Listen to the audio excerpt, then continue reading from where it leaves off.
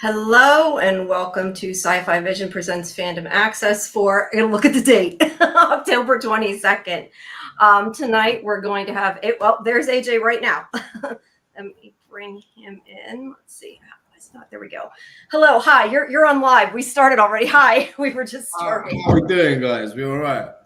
Yeah, there we go. There we go. Well, hi, thanks for joining us. I was just about to say you were going to be here, but thank you, obviously. And then For people who don't know, if there's anybody who, for some reason, doesn't know that you play Randall, and everybody who is watching it should have watched episode 5, so we can at least talk about this week's when we start. But thank you for coming. We appreciate it. I just sent your publicist an email, so I might have to write them back and say, ignore that. But thanks for coming. So might as well get started while we're waiting for, we should get more live people. We got a lot of questions though too that I got through Twitter for you. But first, sure. I have a question that I've been wanting to ask you. Hit me up. Let's go. Is I keep thinking about how Boyd keeps trying to apologize to him. I think that Boyd needs to talk to Randall, but I think he needs to kind of be like, yeah, I left you there. And maybe if he's more straightforward with it, I feel like maybe he would appreciate it more. I don't know. What do you think about that? I was just curious. Your own. I mean, as in what? How would Randall think as if Boyd came to? I don't know if Randall's in bad shape, right? But I think, for Randall, I think there are certain things that will take somebody past the point of no return. That's true. Being left to die is probably one of those things, maybe. But I mean, it's hard to say, because the other argument would be, you could rationalize and be like, yeah, well, if you didn't save me, then maybe everybody else was going to die as well, and it'd be a waste of everybody. But if it happened to you, you know what I mean? I don't think you'd be that happy about it, but I don't know.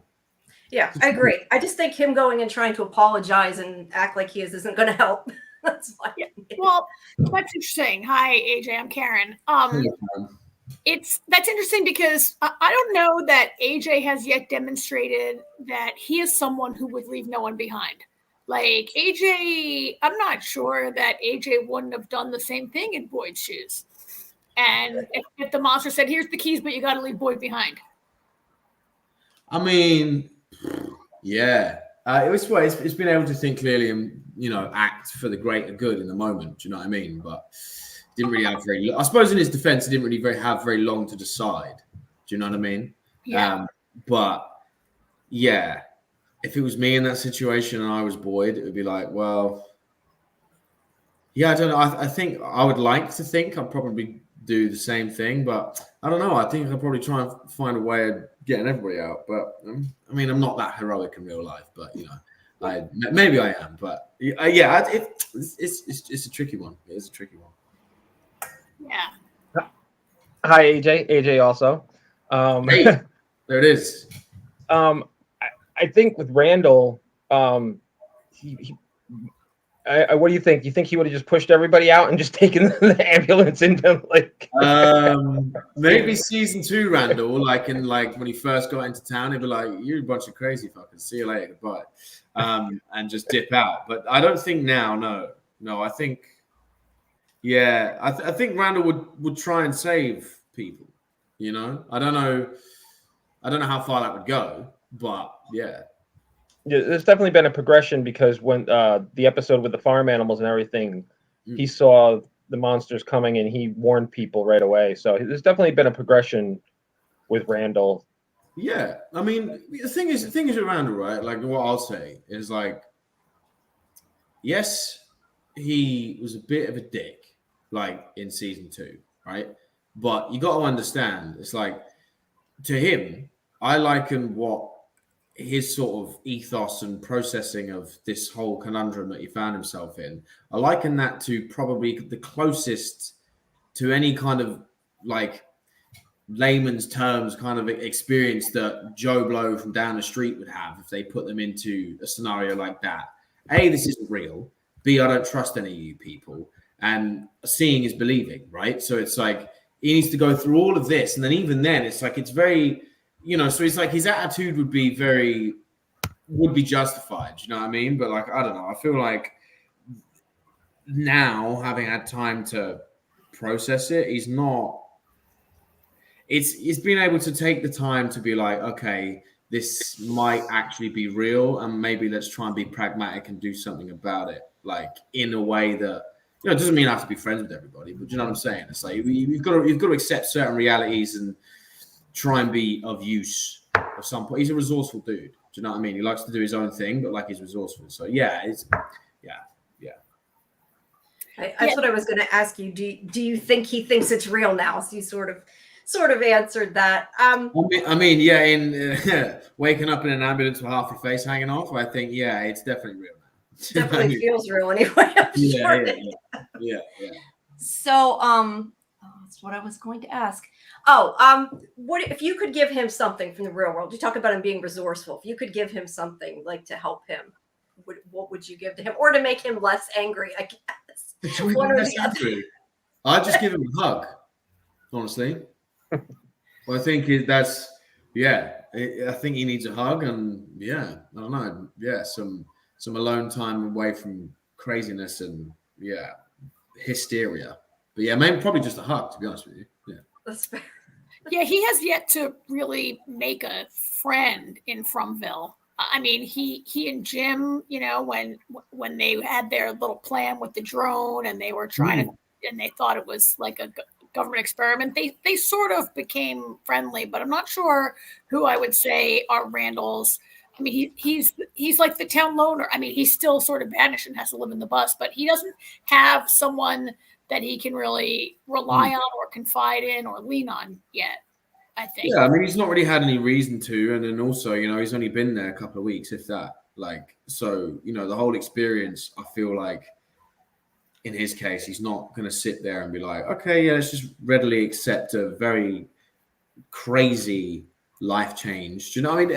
I don't think anybody would. You know what I mean? I feel like it needs a whole period of time to be like, yeah, I need time to process this for me, and then maybe I'll start reaching out to people. But at the end of the day, like, he's not a very agreeable individual anyway. Like, so it's like, I'm not going to say serves him right, but like from, how he carried himself and his lack of trust generally, it's like, he hasn't got anybody to lean on. But will he?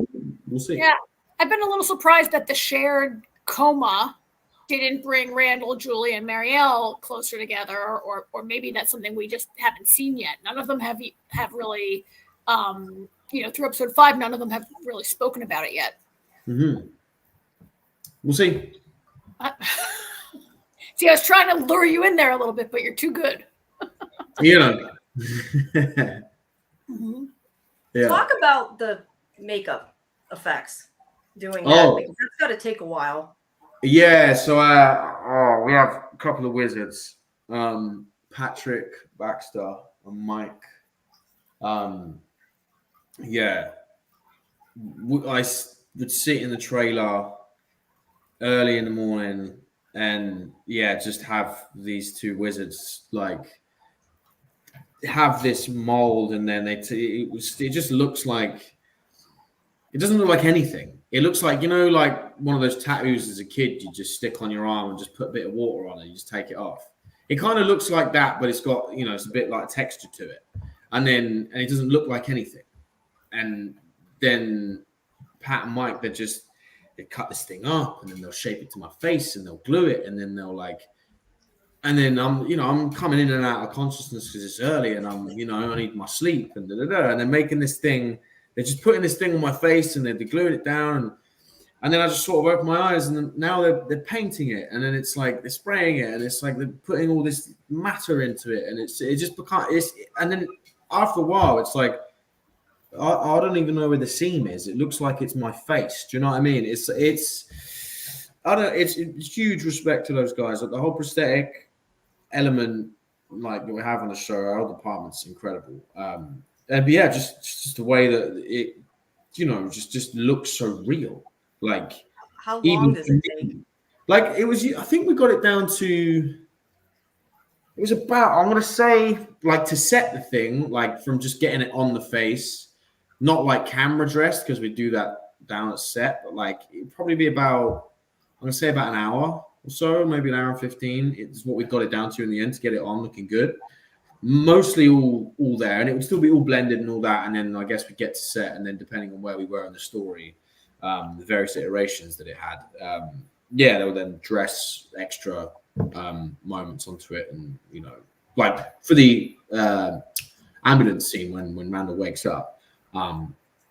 Like things like that. It was like, we had to get the consistency of the blood right, and they had to dress it with the blood here, dress the blood on the neck and then the mouth, things like that. So it sort of varied, but generally they got it down to like, about an hour and 15. So Well, not too bad. Sorry, Yeah. AJ. Other AJ. I think I cut him off when I asked you to go. Your turn. That's right. Where do you think Randall would have fallen if he was in the meeting when they were questioning Tabitha? You think he would have been like, let's go to the tree? Or you think he would have been like, hold on, listen to Boyd? Even though he's mad at Boyd. That depends. I mean, because that happens after he's like been attacked, right? Yeah. Pretty much right away. So I don't know how much gusto he would have had about let's go in the tree. Had he not been attacked, I think I don't know if he would have gone in a tree. I feel like he'd want to, but since his, I guess you could call it a possession, maybe that happened to him at the end of season 2, he's still pretty skeptical about things and also in denial. With everybody else, like, no, I'm fine. Like, you don't know what's going. None of you know what's going. Do you know what I mean? He knows now that like it wouldn't just be that easy. Do you know what I mean? I feel like prior to that, maybe like halfway through season 2, there's a tree, it's going to get me out. Yeah, I'm going. But I feel like in that meeting, he'd probably probably not say very much, to be honest. It's interesting that Randall is kind of, there are some people who have more connection to the town. There's like 5 or 6 characters who have seen hallucinations or seen monsters. Are they hallucinations, visions, and who have been possessed and things like that. And it's interesting to me that Randall, who was like a big denialist and disbeliever, is one of the people most connected to the town. I mean, he's whether he wants to be in that group or not, he's in with the cool kids. Well, I mean, I don't know if you describe it as being a cool kid, but I feel like, I don't know the reasons because no one tells me anything, but I feel like, and that's the way we like it. But I think it's kind of beautiful irony there. Really, this huge resistor is like somebody that then gets completely ransacked by this malevolent force that exists from town, whatever that is.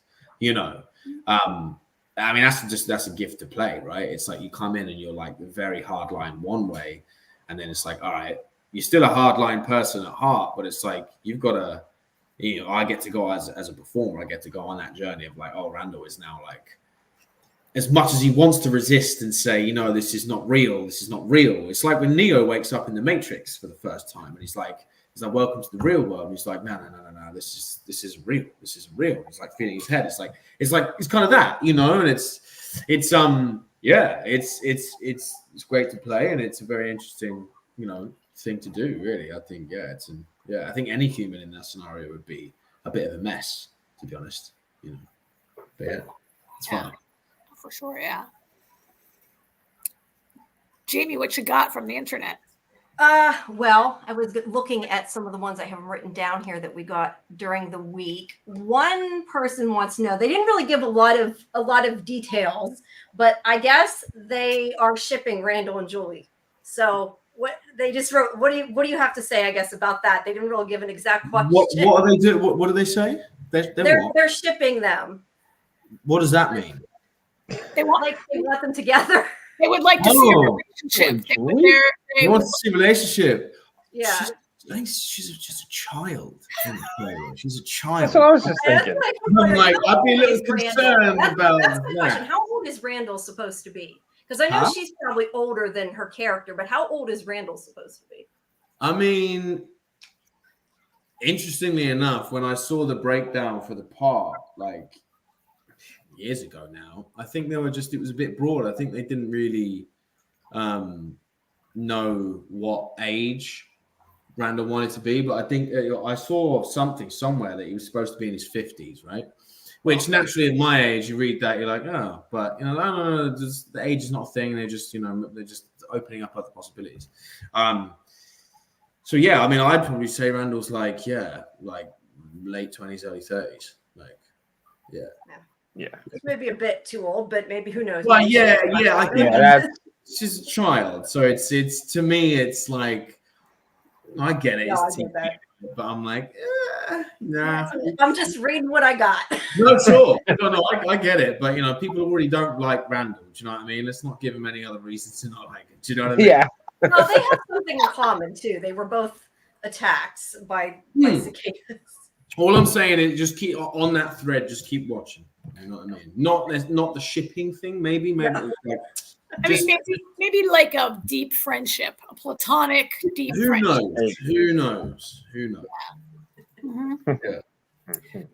I don't know if we want any more questions from these weirdos on Twitter. No, that's what I'm looking to see. The That internet's a was the strange one I place, didn't know guys. if I should even ask. Yeah.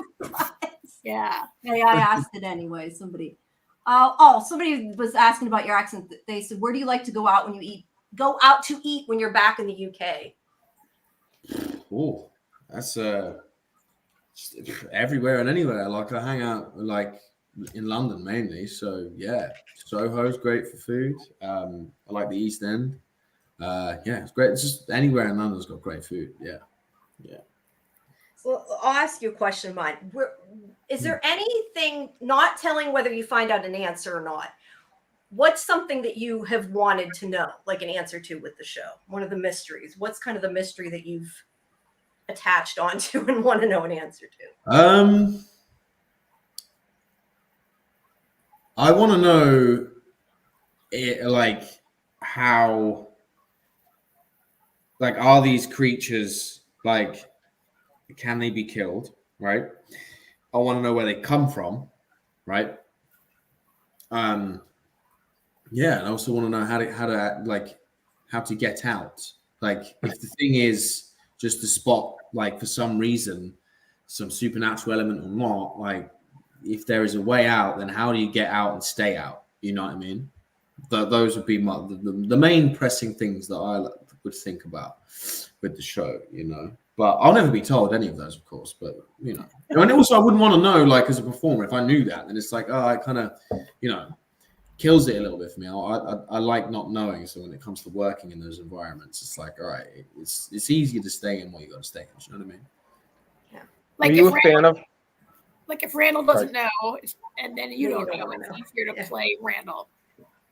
Yeah. I mean, because we don't get all the episodes right away, right? So when we get into the start of the season, we don't know how it's going to end. We don't know if our characters die or anything. So it's we're just firing in blind, and it's for this kind of genre, this kind of project, it's for me, I prefer that because that's sort of sense of unknowing and where it's going, and there's no one's really telling us the details of the lore of the place or the mythology that it's involved in or anything like that. It's it just keeps us very suspended and just sort of to me, I find that very useful. You know what I mean? Albeit frustrating at times because curiosity, right? But outside of that, it's I think creatively it's very useful. Yeah. Yep. Were you a fan of the show before you were cast? And if not, did you go back and watch the first season to kind of get a feel for it? So I knew of the show. I didn't watch the show. Yeah. Did I go back and watch season 1? No, I did not, because creatively, I didn't want to know anything about it, so that when my character arrived on the bus and we started shooting episode 1 in Halifax, in this town, I don't know anybody here. I'm just resisting everything and what the fuck's going on. It's for me, that was more important to retain that than, oh yeah, but I knew you. Do you know what I mean? Oh yeah, so you're this person. I just wanted to be fully in it. So no, I haven't seen season 1, and I won't see season 1. But I've heard it's good, so it's got to be good. More, so there we go. That makes sense. All right, I do have one good question here from Twitter. It said Randall's going to look out for himself first and foremost. So why does he act like the people in the town owe him something when he feels that way? Does he feel like it? Oh, him so? I mean, Can you repeat that, please? Yeah, they said that he looks out for himself first and foremost, but he seems like he thinks people owe him something because he expects it from them. Or do you I don't not you don't know. feel that way then? I don't think he expects things from people. I think he expects to be left alone, and I feel like he expects to be given his gun and be left in peace to go and do what he wants to do. Right? I feel like that's what he expects. But yeah, I don't know if he's like I don't know. I think season 2 Randall was a bit more like. That's the thing, you know. It's just the whole thing about Randall, which is really fun to play. It's like he's just very misunderstood.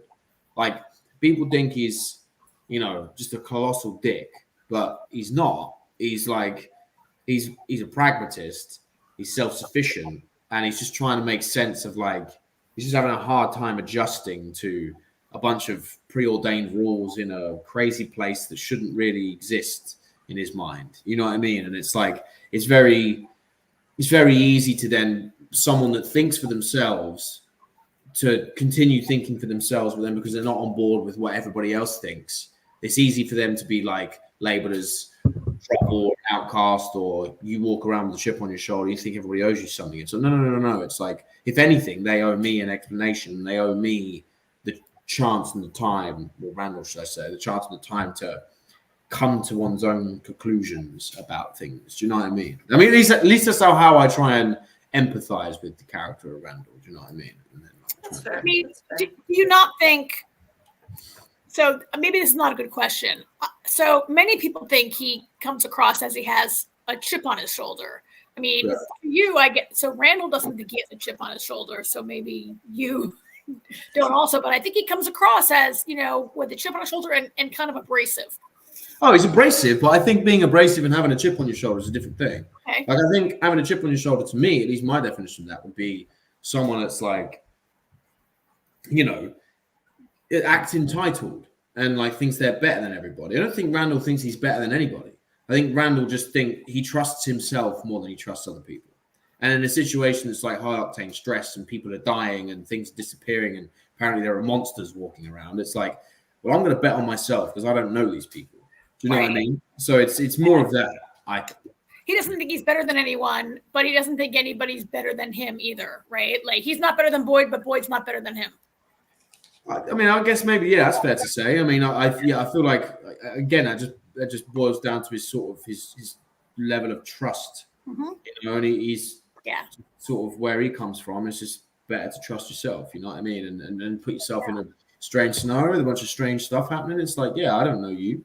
Like, why would I trust you? Like, you've got no reason to trust you. You know what I mean? But then as we're seeing, you know, the seasons are progressing, and you know, he's still around. It's like, you know, okay, well, let's muck in a little bit and try and help out to a degree.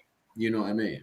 Yep. But yeah. Somebody did ask, where does his distrust and apprehensiveness come from?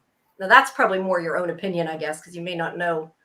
Yeah, I mean, well, to me, like, I just think that is just from what I have in the text and my sort of idea of what the character is, and just the very little I've been told and the rest that I've been sort of had creative license to bring into it myself as an artist is like, yeah, I just see that as just being something that was a product of his environment when he was, you know, just his life outside of Fromtown, really.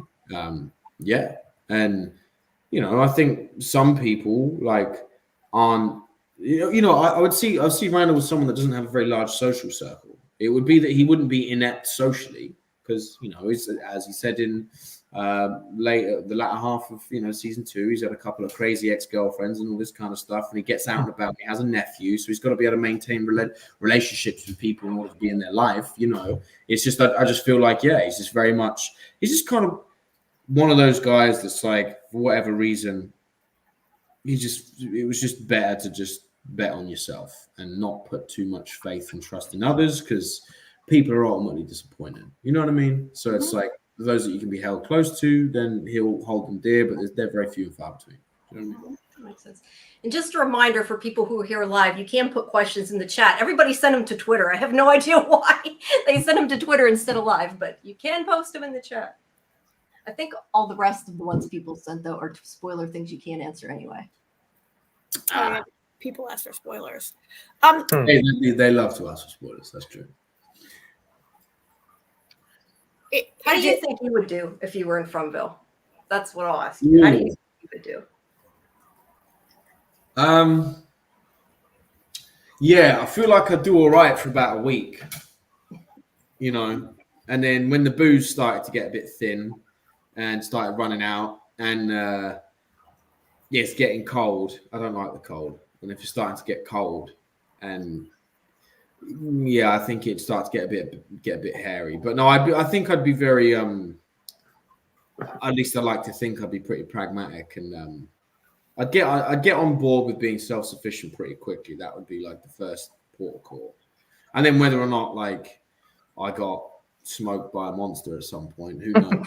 I feel like I'd try. I think I'd try pretty hard until it started to get really cold, and then it would be like, I don't know anymore. You know what I mean? Mm-hmm. Yeah. We had Samantha Brown with us last week, 2 weeks ago, last week. She Last week, yeah. Nice. Plays Acosta on the show. We asked her about the scene where Harold Perrineau has to get up all in her face. Boyd's in her face yelling at her. You're new on the show. Number one, Nicholas is shouting at you. A lot of characters, and it seems like more and more characters are having Boyd shouting in their face. You had the opportunity to okay, Randall was flat on his back, but had the chance to be like, "You left me," and I feel like Randall's one of the few people really positioned to be getting on Boyd. Yeah. It's absolutely that scene where Randall's like, "Oh, you left me." Yeah. I mean, just to echo what you said, really. I think of all the people, he is sort of justified the most. Because like ultimately his decision, Boyd's decision, is what left Randall alone in the middle of the road. Excuse me, to be mutilated. Do you know what I mean? So I feel like taking that into the scene where Randall's brought inside by Boyd and Ellis, and then when he comes to, it was like it's just intense, and Harold's just so good, man. He's just so good just to work with. He's a great leader, and he's just so good. And it was just like it just never really feels like acting, it doesn't feel like we're playing dress up, so it doesn't really, just from what I was getting from him and the physicality of the moment and everything, it was very easy to sort of feel kind of helpless, and I think that exclamation of like, you left me, like that's what it is. It's like, you're meeting this person that is like, or you're confronting the person that put you in a position that is largely responsible. I mean, obviously outside of the monsters, but it's like, you know what I'm saying? It's like having the opportunity to confront the person that's like, yo, you did this to me, man. Like, this is on you. It's like it was interesting. It's exhausting, but it was interesting. It was very cool. Yeah. What kind of movies and TV shows do you kind of tend to watch? Do you watch stuff like From, or are you more of a comedy guy or intrigue? No. I like the dark stuff, man. Like I like a good thriller. I'm not really like I do enjoy the occasional horror. Like I don't know, but it's I'm more into like, I like things like Heat. Like Heat's a great movie. I'm not really a TV guy, which is funny because I work in TV, but like I'm much more into like movies.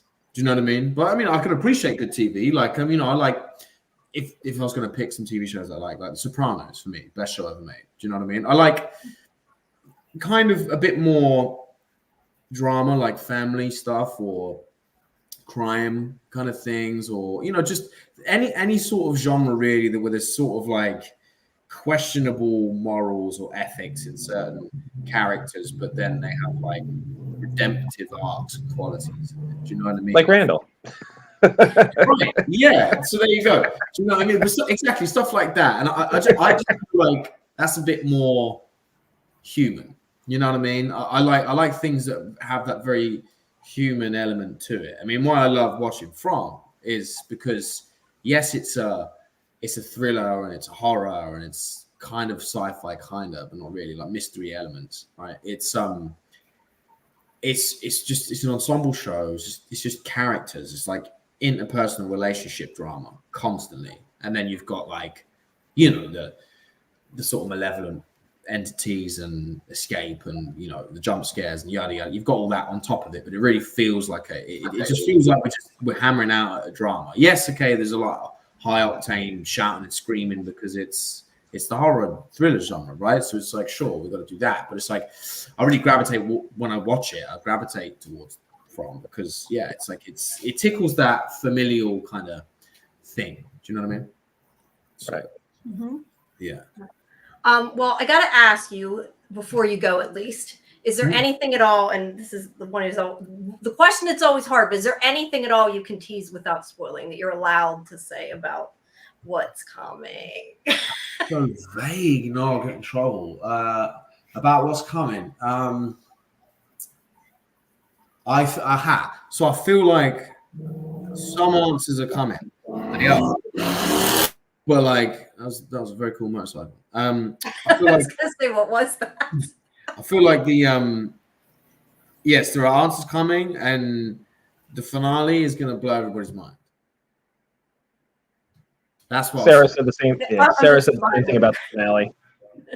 Yeah, finale. The finale is like, it's gonna be like, answers, but questions, but answers, but questions, but it's nuts. It's nuts. It's gonna be very cool.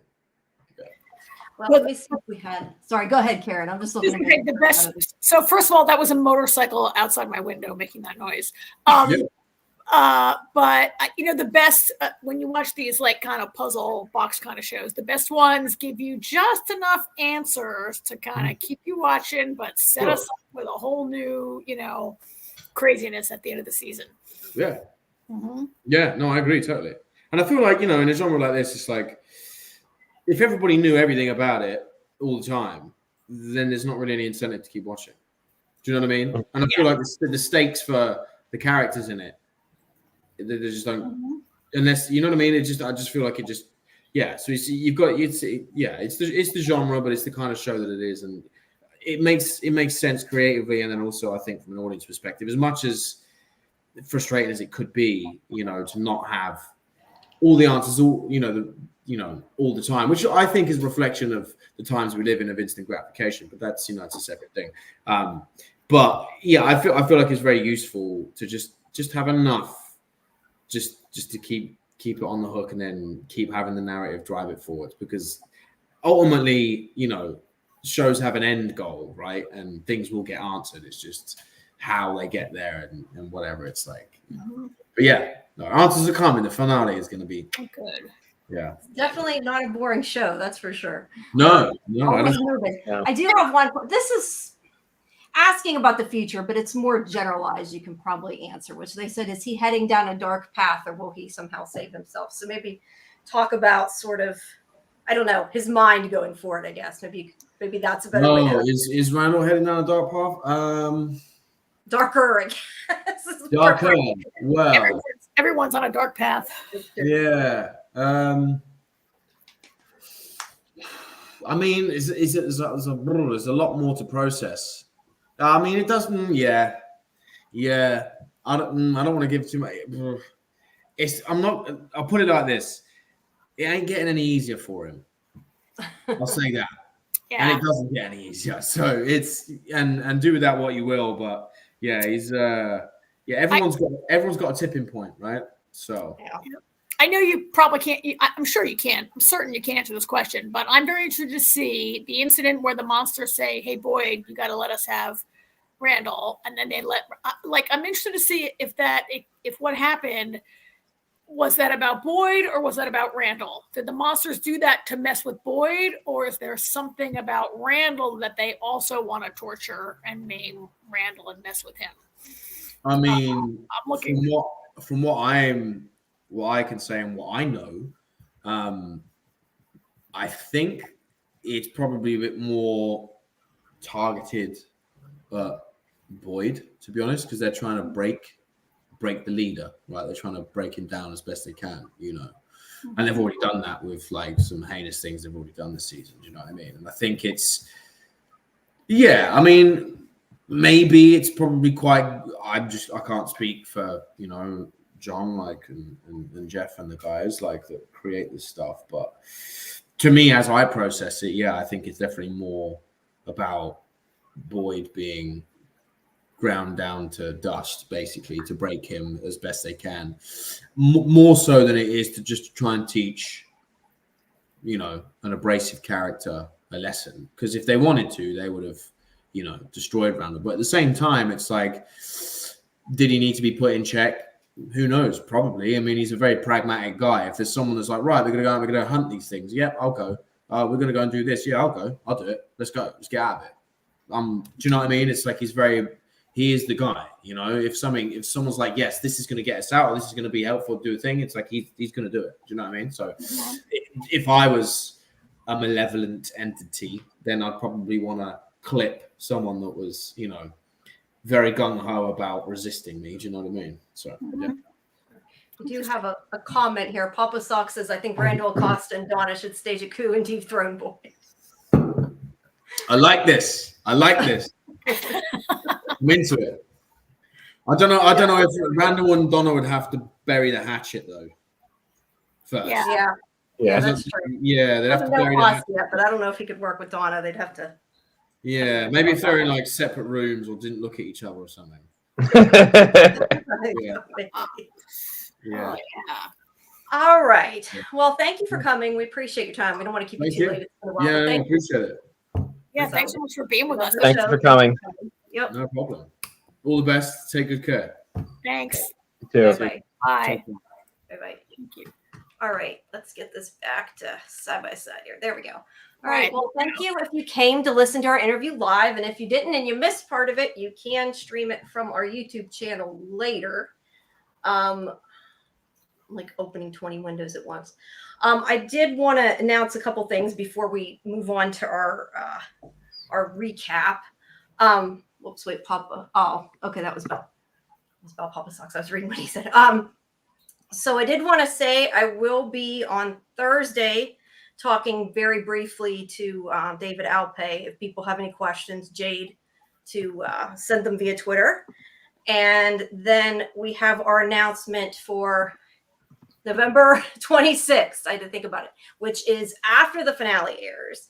We have the special guest, Elizabeth, who is coming, who plays Donna, Elizabeth Saunders. So that's going to be a lot of fun. So people make sure you come and watch it live. And whether or not we'll have guests in between, we'll have to wait and see. But that's at the end. That's the Tuesday after the finale airs. So stay tuned. Hopefully we'll get some people in between before the finale. Yeah, hopefully. I'm getting my on here. out. I'm so we love talking scatterbrained today. Donna's my favorite character. I'm really looking forward to that. Yeah, she's awesome. I think that's going to be a fun one, and it'll be after the finale, so we won't have to. She won't have to worry about spoilers because she probably won't know more than we do. So Spill it all, yeah. Great. Yeah. Awesome. Okay. All right. Well, do you want to put up the graphic and then we can disappear at least? Yeah. Do you have any more? Announcements? Not about From. That was the two things I wanted to say. Okay. We'll do our review there. All right. So let's get into our weekly coverage, our weekly review of this week's episode of From. So this was episode 5 this week? Yeah. And this is as usual, Tabitha comes back. Oh yeah, they're kind of three. Well, Tabitha, she came back, but this is the next day, right? A lot happened. Yeah, a lot happened. That's a good way to describe it. Well, the beginning is Randall coming in, but we sort of already talked about that, then bringing Randall in. But since Tabitha's finally talking to people, they want to know everything, especially Jade, who kind of rudely, as usual, bursts into the Matthews house demanding answers. And he doesn't want to wait. What do you guys think about that? I think it's funny, but I do appreciate that we do find out that, because we've talked about this before, I think everybody's talked about this, the fact that Jim said, or not that Jim said, that we've all said, why didn't he go to the tree where Victor took her? And he finally says he did, which is nice to know, but kind of like a few episodes too late. I feel like that we should have known this. And I think Jade kind of feels the same, but how did you guys feel about that? I mean, you mean that we learned that he did go to the tree? I mean, because we had seen them go out to the cabins and then he was persuaded to come home, that he shouldn't, Yeah, so apparently at some point he did go to the tree. They just didn't tell us that. Yeah, I mean, to me, that's not a thing that I really needed an answer to or care about. Like, those kind of tiny details are not the things that I need to. I just think it's funny that they waited that long to say that, because it's just I don't know. I've seen a lot of people question, why didn't he go? He entirely could have said it in a scene that gets cut before it gets to air, right? That's true. Like, That's it's true. not. I wouldn't assume that the writers maybe didn't have that covered, but I mean, she's back, and so I mean, the one thing that happens is, like, everybody wants answers from her, and so they call this town meeting, which ends up being a bad idea. Which maybe we could have predicted. I don't know. How did you guys feel about what happened in that town meeting? Yeah, I definitely think we could have predicted that it wasn't going to go well, because people are going to hear what they want to hear and think they know everything. Yeah, I mean, if I'm Boyd, I think I ended a lot sooner and be like, you know what? Screw it. You people want to go? Go ahead. See you later. Last time I'm going to see you. I mean, nobody really wanted to hear anything. I felt like 100% of the people in the town were just convinced that she didn't do anything and they could have done a better job. And she's like, seriously? Everyone thought I would think you were insane. Like, how are you going to do that without everyone thinking you're insane? And they're like, I don't know, but I could have done it. I could have got help. And she's like, really? How are you going to bring help? Do you know how to come back to the town? How are you going to bring, like, nobody? I mean, it's I get it that people are frustrated, but I thought, geez, there's not one person in town who I really even was very surprised at Ellis, who, I mean, granted, he's not actually ever really done anything. Like, he's not really, he's only an authority in the town in the sense that Boyd sometimes delegates tasks to him, but he's not a leader. He doesn't want to be a leader, but I guess he's a little smarter, and he's been there a little longer. Well, I think part of Ellis saying what he said is, I think, because Fatima started getting pissed off and yelling at her. I think he just kind of backed up his wife. Yeah, I felt like that's kind of what that was, because it was like his body language was saying one thing, but his mouth was saying another, and they didn't match. So I think that's kind of what that was. I was surprised at Fatima, but then I started thinking about it. I'm like, I know, I get why she wants to get the hell out of it, because she's eating rotten food. So I kind of get that a little bit. But I mean, Dale didn't surprise me, because Dale's always a jerk. Well, yeah, Dale we expect it from. There were a couple people that I was surprised that kind of jumped all over her, and it was like, and the whole time I'm thinking, I'm like, yeah, I would have already been like, you know what, then go. Here's the door. Do they even go to the tree. Do they even realize that, like, she came out in a different state? Like, she has no idea where she went in at. Yeah, but they don't care about that. I'm just curious if they know. I wish Costa had spoken up a little bit more. I mean, granted, they were like, "Oh, what's she even do here? She murdered somebody," and I'm thinking, how many of you people have, done something stupid when you first got there to begin? Yeah. And she didn't. And I mean, that whole thing is, she didn't murder anyone. It was an accidental shooting in a very crazy situation. And, like, people tolerate Sarah around town. I mean, they do tolerate her to a certain degree, right? And Sarah, like, tried to kill Ethan and then, like, tried to murder Ethan and then did murder her brother. Acosta, I mean, I hold no. how does she know that there's a bunch of people peeking out the windows of this dilapidated, Yeah. deserted looking house? And she was being attacked by monsters. Like, what is she going to not shoot at the monster because she might hit a bystander? Like, I really don't agree with anyone in the town who. No, I don't either. Holds Papa Socks brings up a good point about Tabitha, how long she was gone. Tabitha was gone 5 nights, not even 5 nights. She was back going 4 nights and back from Ville the 5th night. So yeah, she didn't really have a lot of time, and I didn't even think about that until I just read that comment. That's interesting. We don't get to see her really explain any of that to these people. She's like, wait, I was in a coma. I only had like 24 hours. And when I realized I was in Victor's town, I had to she's like, I called my mom and I had to run because they tried to lock me up. And yeah, she doesn't really get a chance to speak or say that much. And I don't know. I mean, I guess she's told it all to Jim. I don't know how much she has told to. We didn't really see her get a chance to talk to anyone except Jim. And Victor's dad, he tries to help her out a little bit, but it's like the only reason he came around to believing her was because of Miranda, because of the stuff she was saying and talking to him about that was also stuff Miranda talked about. So, I mean, if not for his history with Miranda and the stuff that he went through with her, I don't think why would he believe her?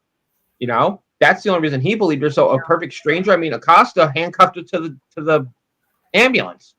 The thing is, she couldn't even remember half the people's last names. I feel like maybe if she could have said, these are all the people there, maybe they would have started looking a little bit. Yeah, let me get a phone book and call everybody's parents. But hey, listen. Well, no, but I just mean in this. No, that's what I'm saying. That's what I'm saying. Is that what? That's what I'm saying. What did everybody expect her to do? I mean, she's partly in shock. And they didn't even know she went home. Like, that was not her intention when she left, was to go help these children in the tower. She had no intention of somehow popping out of Fromville, right? The boy in white pushed her. I mean, this is the thing that people should be talking about. She's like, oh, you know how I got home? The little boy pushed me off the tower. Like, Dale gets this idea that he can go into the tree and pop out in the real world, and that's not at all what happened, right? She went through the tree to get to the tower. The lighthouse. The lighthouse, I'm sorry. And then the boy pushed her out of the lighthouse. It was all, I mean, this town meeting was just, it really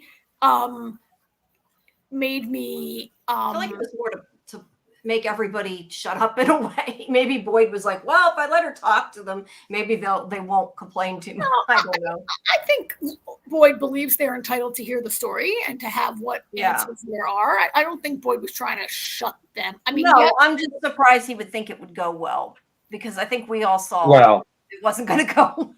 I mean, maybe he surely didn't think it was going to go as badly as it did. And then, he has this confrontation with Ellis afterwards, which, by the way, I noticed that the bus says Grand Rapids. And so all those people were coming from Michigan, I guess. Yeah, they said that before. So he has this, he speaks to Ellis. He's like, Ellis, come on. Like, what are you like? Like, which person are you going to risk their life? That's what he's going to say, Dale. I mean, he's right. Boyd's right. No, he's totally right. He can't just risk somebody else's life to see if they're right. I mean, whether they like it or not, he's trying to protect them. I just want to put up Papa Sock's comment because we're getting a little bit farther about that. But was saying about the priest, they think that there's more to him. I've heard a lot of people saying that because he said and she never said it was a son. I don't know if that was maybe just a script error or something. I don't know. I never really put too much into it, but I know a lot of people have said that. When Tabitha spoke to a priest and he said, "What's your son's name?" and we never saw her say, "What's his name?" instead of "What's their name?" Yeah, so that they think maybe he was somebody that knew something. Could be, but I don't know. Since they never went back to it again, and she's already back, I kind of wonder if it was anything or nothing. I don't know, but I mean, Boyd was. He's right in that he doesn't want to risk anybody whose life you're going to risk, who you're going to send. But like, do the people have the right to risk their own? Like Dale decided he had a right to risk his own life, but I think Boyd has seen so much more. I don't think people like understand the risks in the way Boyd does, right? Like Boyd's experience with that guy in the well and the worms and the hallucination. Like he hasn't told anybody he speaks to Father Kotchery. I don't think anybody knows that. I don't think I'm telling anybody that. No, I'm sure they're going to think he's a great leader if he says, "Oh, I'm hallucinating," or But a lot of people are hallucinating. Yes, but I don't know. Yeah. I feel like if he told them that, they would probably put less trust in him, whether they're hallucinating or not. I mean, I think there's at least 5 people we know of who are hallucinating, right? Like Elgin is hallucinating, Jade is hallucinating, Boyd hallucinates. Who else has seen? I mean, Elgin. Yeah. Victor, maybe Ethan. A lot of people have seen things, and it's not. It doesn't mean. Yes, AJ, I wouldn't say that, but maybe if he would say it, other people would say it and be like, "Oh, like Jade's." All right, that's fair. Like Jade came out to Tabitha and said, "I see the Civil War guy, right?"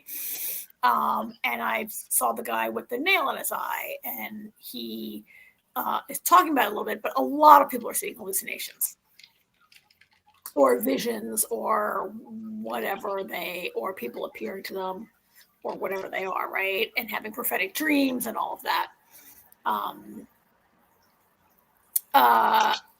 So. I mean, I guess I just feel like even if they're having hallucinations, which you're right, a lot of people are, I just feel like the person that they are trusting to take care of their welfare. Like, I just feel like knowing that. I mean, maybe I'm wrong, but I just feel like if he admitted that could make them not trust him or make them think. I'm not sure if this is a person they're trusting with their welfare or just a person who assumed control of their welfare and they went along with it. That's true too. And Mary's asking, and we sort of touched on this last week. I think it was last week we said it about, is it somebody manifesting? Is it part of the town or is it in his head? We've kind of been discussing that we're not sure. But with Boyd, it doesn't necessarily seem to be the town so much because it's not as malicious. But we really don't know. I guess we don't know if the town's malicious. We don't, like we said before. There's definitely.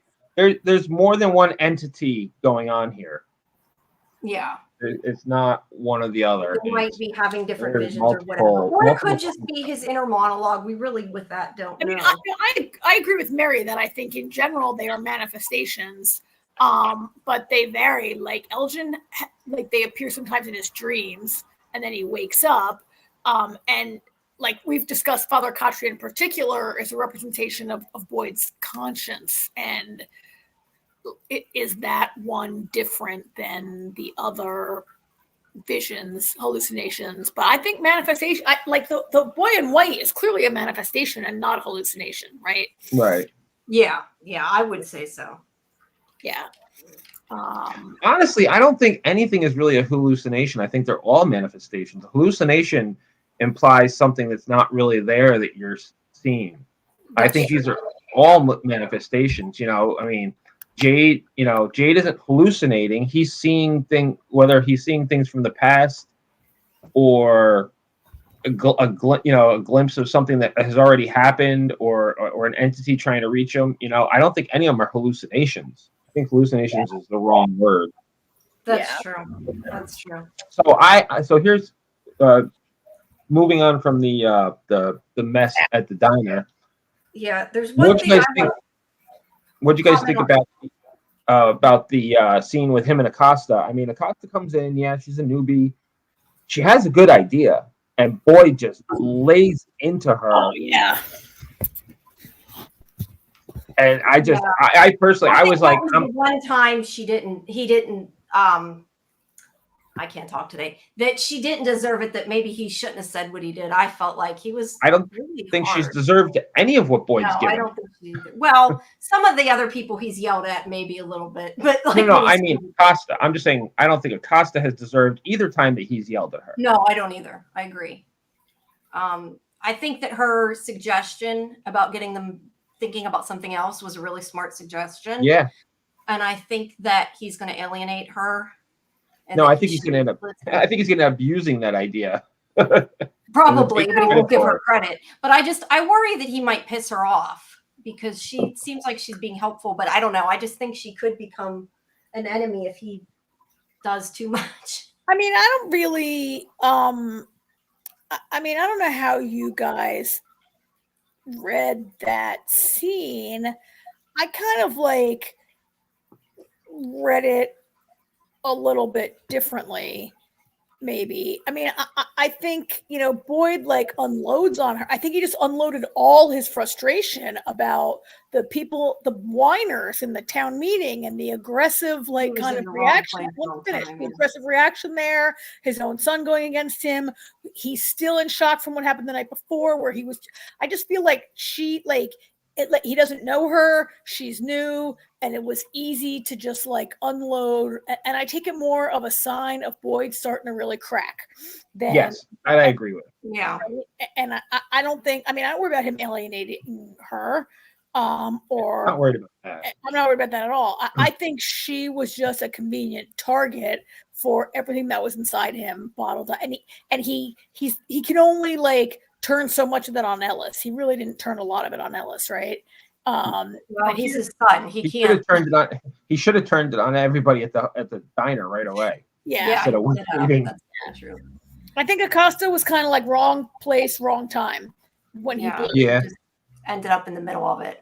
I don't know. I just hope she continues, I guess, to keep trying to help is what I'm meaning. I guess. Well, I think part of it is she feels, you know, she feels guilty she for what feels happened to Nikki, and I think that's why she was going to Boyd to offer help because, you know, she is new and wants to show that she can, you know, contribute. And I think part of it's definitely from the guilt, and Yeah. Boyd just. Yeah. And Boyd, you know what? But right at the end of that scene, though, I think Boyd knows that he was wrong what he just did, because she leaves and he turns around, he looks back out the window again. He's like, "Fuck!" Like he knows, Yeah. but he's not going I feel to. like if she came back in though, I feel like he would have still screamed at her. Oh yeah. Now he totally. Still would've I screamed. don't expect him to apologize to her anytime soon. No. For that. I want to back up though a second because we skipped something I think is pretty important that was really glossed over in the show. I felt like, but I don't know if it's just kind of like we can't deal with that right now. But Kenny brings up when they're in the cabins that they heard something outside. I want them to go back to this. I'm sure they will. Because he's like, oh, they're just there's something walking out there, and he's like, well, if it was just walking, then it's not something we have to worry about. But there could be a different kind of something out there. We don't know because they didn't actually like see it. I don't know. I kind of question though, like we had said this too, like if those were like talismans on the outside of the where the cabins were and they like messed it up because of Christy. The only thing is they heard this outside before they moved it because they heard the noise when it was just Jim and Kenny too. Oh, you know what? I'm sorry, but we're going to have to go. Can we dial back a little to Acosta? Because Papa has an interesting, like, doesn't agree with us that we're all on Acosta's side, and has a theory about why. I have a theory about why Donna didn't tie anyone up at night and goes against. Oh yes, remember when people used to come on your first night, Donna would like tie you to the bed so you wouldn't try to go outside, right? Because we would try to go out there, and like. I mean, that's interesting. I think maybe it was just because of the uproar about Nikki and maybe like Donna forgot, or I don't know. I did notice that at the time. I noticed that last week that like they weren't like Acosta and Henry have to be tied to the bed at all. Yeah. I mean, I kind of assumed it was just because there was a lot of shit going on, but what's his theory? I think I might know what it is because I've seen some people say this. They also used to put people in a box. Well, yeah, he's putting people in a box We don't first. do that anymore either. Yeah. Protocols have changed, especially when you show up in the middle of the shitstorm. Yeah. But anyway, back to Jamie. Kenny does mention that. To me, I can totally see why Boyd is like, we had a lot of shit going on and you heard a bump. You literally heard a bump in the night and this is what you want to like, you know. I kind of get why Boyd can't take that in right now or focus on that, but we talked about that at the time that it happened, right? That those noises are happening, and I kind of think that we all think that those mannequins were maybe some kind of talisman against whatever is out there. I will agree, though, that that's kind of tomorrow's problem with everything going on in town. Yeah. So meanwhile, while all this is going on, you know, Boyd caught Fatima eating the Ellis caught Fatima eating the rotten food, and she had to kind of confess, you know, and she's really worried about this baby, and she didn't let on that she licked Nikki's blood. She's like, all I can keep down is the rotten food. I'm not going to tell you about the blood. Yeah, I mean, she's probably afraid to admit that for herself. No, I know. I feel like she might yet go back and try to take a nice big chunk for lunch out of Nikki's dead body, if she could. Yeah, I think she would have. And so we have two other side stories going on. One is new BFFs Tabitha and Jade, who finally start talking to each other, and they decide to go out to the bottle tree. Yep. Now we know a lot of these numbers match the tower from Tabitha's dream. We do. We know that. I was going to say, I don't know how much you guys don't follow as much of the online chatter as I do. No. But if you look their screen captures, do you remember whenever she was walking down or up, I think down the steps before she fell, there was like toys and stuff on the steps, and it was like part of her. I don't know if she thought she was dreaming. I'm trying to remember. I'm sure somebody else can remember. But there's like a picture of it's like the inside of the tower, but it wasn't, because it was like part of her dream or part of her vision, whatever. But there's like dates above the doorway, and the numbers, a lot of them match. Now, granted, they were the bottles I think that Boyd found that they matched. But obviously now she has this other number that can't be we're assuming isn't a date. I mean, if it's a date, it's a future date. Well, I was thinking, I don't know how you figure out which ones to put together, but I was actually thinking the numbers could be coordinates. Coordinates, yeah, of like other trees, or like a day, month, year thing. Somebody I know suggested that in the one chat I was in. Tabitha suggested that. She said this could be a date. It says no. Jade said it, and she goes, "What?" And she goes, "What date is 2549?" Or right, but I mean, it could technically be like February 5th or whatever. I don't know that it could, is, but it could be. Yeah, it could be like 2549. Yeah. He says that maybe they're dates. It could be the date that every single person was brought through, or every person who came there was born. Or I never even noticed that these bottles had papers in them before. Yeah, they mentioned that last season. Yeah, Boyd, 26 taking it out. Well, and most of the bottles in this picture don't have anything in them, which is maybe one reason why I never really like. I mean, I don't know. All out now, so they're empty. I don't know if this really means anything, but it was kind of like finally two characters are comparing notes and working together and figuring stuff out. Well, that's always our biggest complaint about shows like this is nobody ever talks to each other. Yeah. It is a little it would be like them together. I do too. I think that they both pair well with each other and they listen to each other. Yeah, they do. They have good chemistry together. Jade, I think, come up with good theories too when he talks to her, because he's always the theory. Yeah, like Jim is a doer and Jim is smart, but Jim can't listen to anyone else or be told anything, I feel, which makes Jade a better like partner to work with in trying to like figure stuff out, right? I feel like Jim, I just feel hasn't really I mean, he had that idea with the tower and, you know, and he's doing that while his wife is digging a hole, and they just don't seem to. I mean, I know that their marriage was really fractured when they lost their baby, or whatever, and they didn't work together as parents. And but Tabitha and Jade do just work really well together. And it like this is going to require people working together and talking together to figure it out. I mean, I think Victor and Ethan both have to be a part of it if they're really going to figure anything out. I mean, I feel like that whole part of all of season 1 into season 2, where they were always reading Ethan the story that was about a character that was on a quest, and I feel like it just foreshadowed so much that this is a quest that they have to complete before they can get out of there.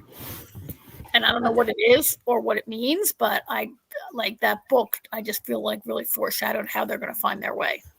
Yeah, I wonder if some of that is connected, but I don't know how yet. I'm not sure how yet. And yeah, I didn't hate Ethan this week, at least. Yeah.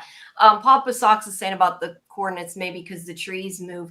You know, there was also this thing online I saw, and I don't know. I didn't go deep into it. I couldn't see part of the picture, but somebody, I think it was my understanding from what they got out of it that they were saying maybe the numbers were the steps to the trees, and like that Victor wrote them because on his map that he drew, there's like the numbers on there, I guess, or some of the numbers, but I didn't understand some of what exactly that was going on with, but I did read that. And then Julie B is saying that they got the papers out without breaking the bottles. I didn't even think about that. Can you even really get, I guess it depends how they're rolled. Depends on the bottle. Yeah, it depends on the bottle. Let's see. Jade can only figure this out if he knows everything Tabitha knows, and when they talk. Yeah, everybody needs to talk. We say that a lot, but we know that from the town meeting that if everybody talks, it doesn't always go so well. So maybe some of them need to be left out of that. But well, not everybody is implicated. There's like, this is just like Lost, where there were the people who were the candidates, and then there were all the other people that were just unlucky enough to be on the plane. And most of this, there are like 5 or 6 people in the town who are seeing visions. They're having a more intense experience, and everybody else is like unlucky enough to be stuck in the town, but doesn't have an implication yet.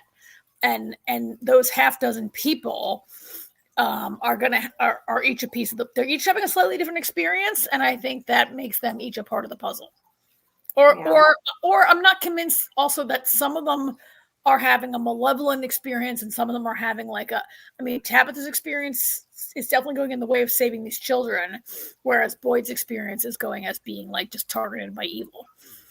Have you noticed that most of the people having these experiences are the newer people? Other than Boyd, I think everybody else with anything, Elgin's seeing the woman. We know Jade's seeing stuff. Tabitha and the kids. Jim's getting phone calls from dead children. Well, Sarah's been there a while, and Sarah was like, yeah. Well, that's what I'm saying. I'm not saying just completely, but yeah, Sarah also. So like, other than Sarah and Boyd, I feel like it's all the new people. And Victor's been there the longest. Yeah. Does Victor still see the little boy though?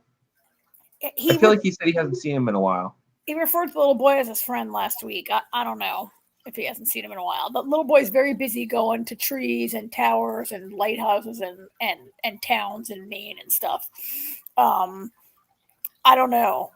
But I mean also, yeah, I don't know. But yeah, I think these people need to get working together a little bit more. I don't even think these two can solve it themselves without knowing what happened to these 3 people in their coma, and like without knowing, what some other people are. And definitely Victor, right? Victor's got like all the secrets locked in his head. Yeah, I think people need to listen to Victor more. I think Which that's speaking of Victor, He has I a new love best friend. He has a new I friend. love this. Yeah, I love the scene with him and Sarah when she's like, "I'm not really good at helping people," and she has like the worst pep talk ever that is He's like, actually "You're not helpful. It ends up Yeah, coming it did. around and being helpful. Yeah. Well, she says, like, I don't know, like Victor's so worried that his father is wants the little boy back and won't love him or accept him. And Sarah says something to the effect of like, I don't really know what's gonna happen. Maybe he won't, maybe he will, and maybe he won't, maybe it just won't work out. And Victor goes, "You're really bad at this." Yeah. She's Which not she how to told do him it. before that. Yeah, she told Yeah. him that. But they're on their own little quest themselves, and she's really very good with him. Yeah, Yeah. she is.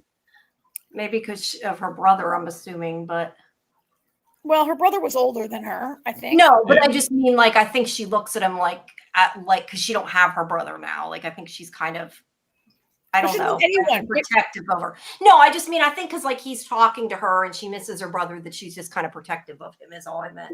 He's the only person in the entire town that doesn't That will hate talk her, to her. Yeah. and that will talk to her. Yeah.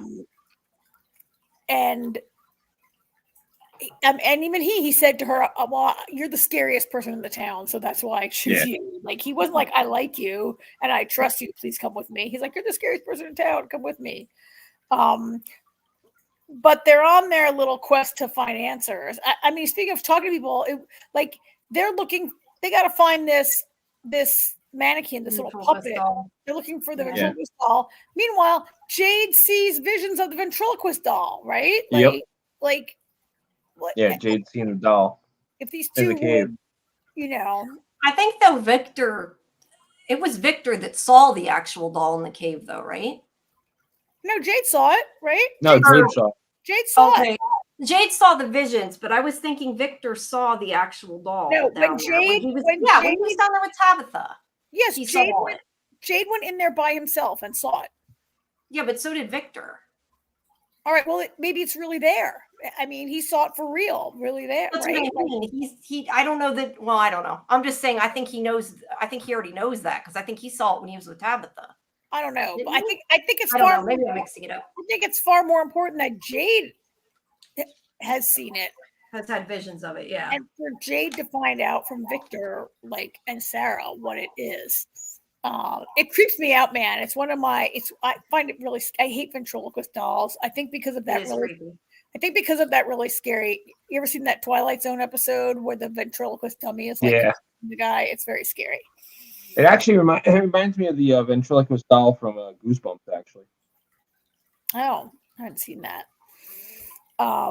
Yeah, Victor. Papa says that Victor saw the doll when he was waiting for Tabitha in the cave. That's what I thought. I think he physically saw the doll, so I think he already knows where it's at. I think that he's just kind of like, we can't do it right now because I'm more concerned with my father being here. They're kind of putting it on the back burner there for a little bit. Well, I mean, he wasn't concerned. He was going out of his way to avoid his father. Yeah. Until they accidentally ran into each other. Yeah, it was a very nice moment.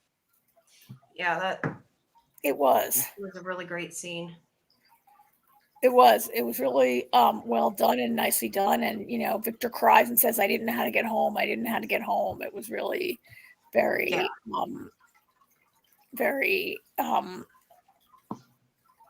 really well done. Heartwarming, I guess. I was gonna say heartbreaking, but it wasn't really heartbreaking. Heartwarming, I guess. It was kind of both. Bittersweet. Yeah, that's a good way to describe it. Bittersweet. Yeah. I'm sorry you're here, but I'm so glad to see you. Yeah. But I think I mean, the last thing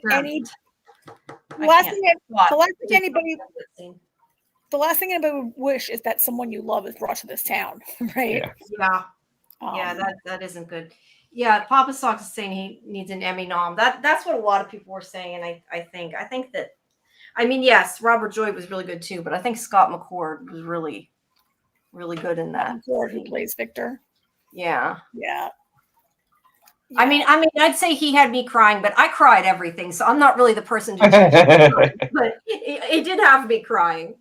But yeah, it was a good It was a really good scene. Let's see. Do we want to talk at all about his conversation with Donna? Because I had marked this down. Because I want to know what you guys thought, or if I'm just reaching and pulling things out of the ether and it's from nowhere. But when he had a conversation earlier with Donna, he had kind of this heartbreaking conversation where he was saying that, what was hard was the spark of hope when he would think that maybe they were going to be alive, and then he would lose that hope again. So that was like the hardest part. There's also this part, and we didn't get to this scene yet, but Julie makes this comment also about maybe they let her mother go to give her hope because that's how we suffer. And it made me think of what Boyd's, not really, but the vision or manifestation or whatever we're calling it, of his wife said when he broke the music box about that they used the hope to make them suffer or something like that with that quote. I forget now what it was, but that's what it made me think of. And it was twice in the episode they mentioned it. So I'm just mentioning it now. Well, yeah, it's a pretty clear theme, I think. Yeah. And speaking of Julie, it's funny when you read that question from the crazy person on the internet about shipping Julie and Randall. Well, I don't know if I think the thing is I don't know that everybody realizes he's a lot older than her. That was kind of my question. I don't know how they don't know that. I mean, it's literally been said that she's 16. No, I know, but I don't know that it says how old. And it's not been said she's 16. It said when Thomas died, she was 16. So she's a little bit older than that. And I also may have missed, I don't know if they actually said. All right, she's 17. They just didn't really explain what they meant. So I also might have misinterpreted. Actually, Jamie, I believe she said she was 15 when Thomas died, but.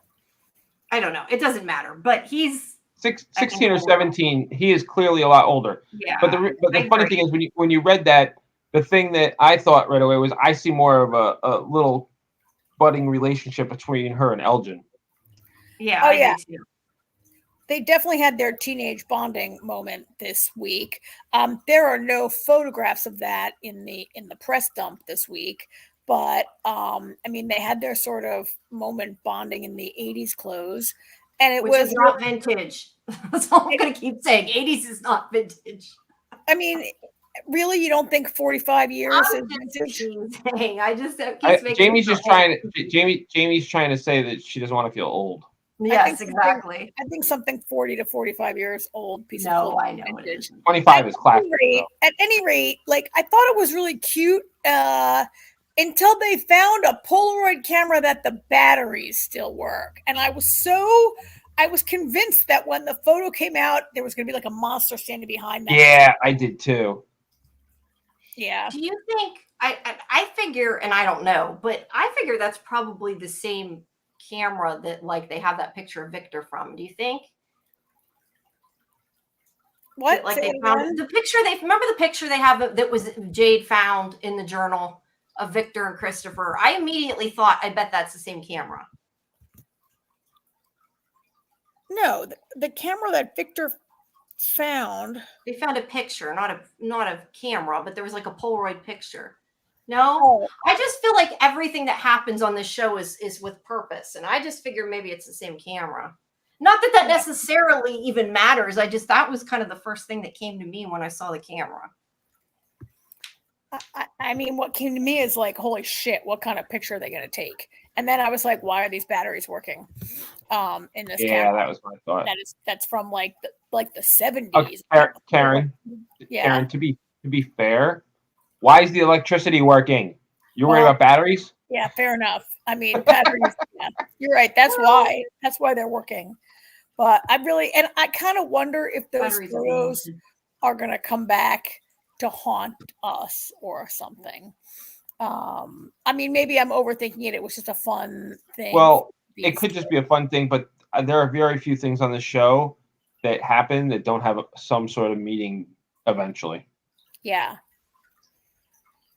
I mean, and what was kind of important about that whole thing was the part where Julie was avoiding the town meeting and didn't want to go to it. And she came in there. It was her chance to steal pot from the people who have it in Colony House because it's the only thing that calms the screaming in her head nowadays. Right. Yeah.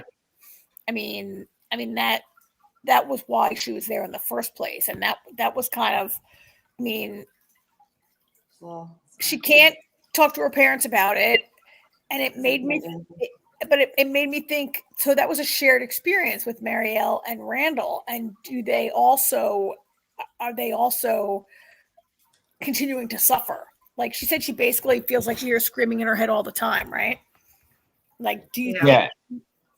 And while Randall didn't say the same thing when he was talking to Boyd earlier, he was, kind of saying the same type of thing. He's like, the things I've seen, and Boyd's like, the things you've seen.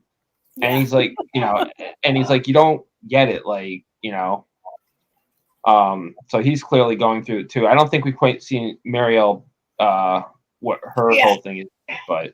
That's when Randall said last week, he said, I think dying isn't the worst thing that can happen to you in this town. Yeah. Like after being in his coma. So, I mean, like, I get, like, that camera and all, I was thinking about it. And then I was like, wait a minute, what's really important about the scene is just the fact that Julie, like, needs to, like, steal pot, deal with her life. Yeah. Really quick, I was just going to jump in. Julie B saying about we didn't get to see the second picture that Elgin took. I don't know. I assume it's considered to be the actual answer, but I believe it was on her Instagram. I saw somebody had posted it. The actress posted both of the pictures because it was on one of the Facebook groups. So it's floating around somewhere. It does show what the second picture looked like. And even though people keep saying they've seen things in them, it doesn't appear that there is. But yeah, there could be something later in the future in the back. I gotta ask you, Karen, how hard did you laugh when she did the side ponytail? Oh yeah. Yeah.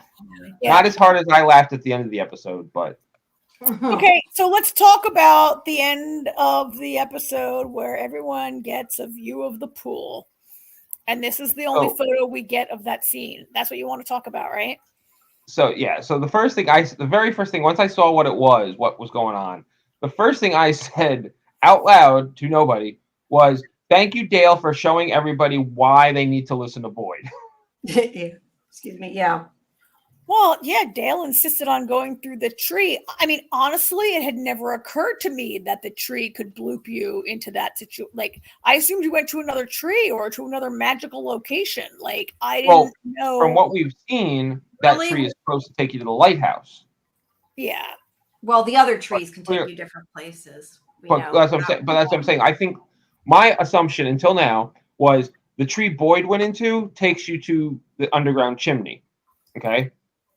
And then there's a tree that takes you to the cellar, the cellar in town, and then the other tree takes you to the lighthouse.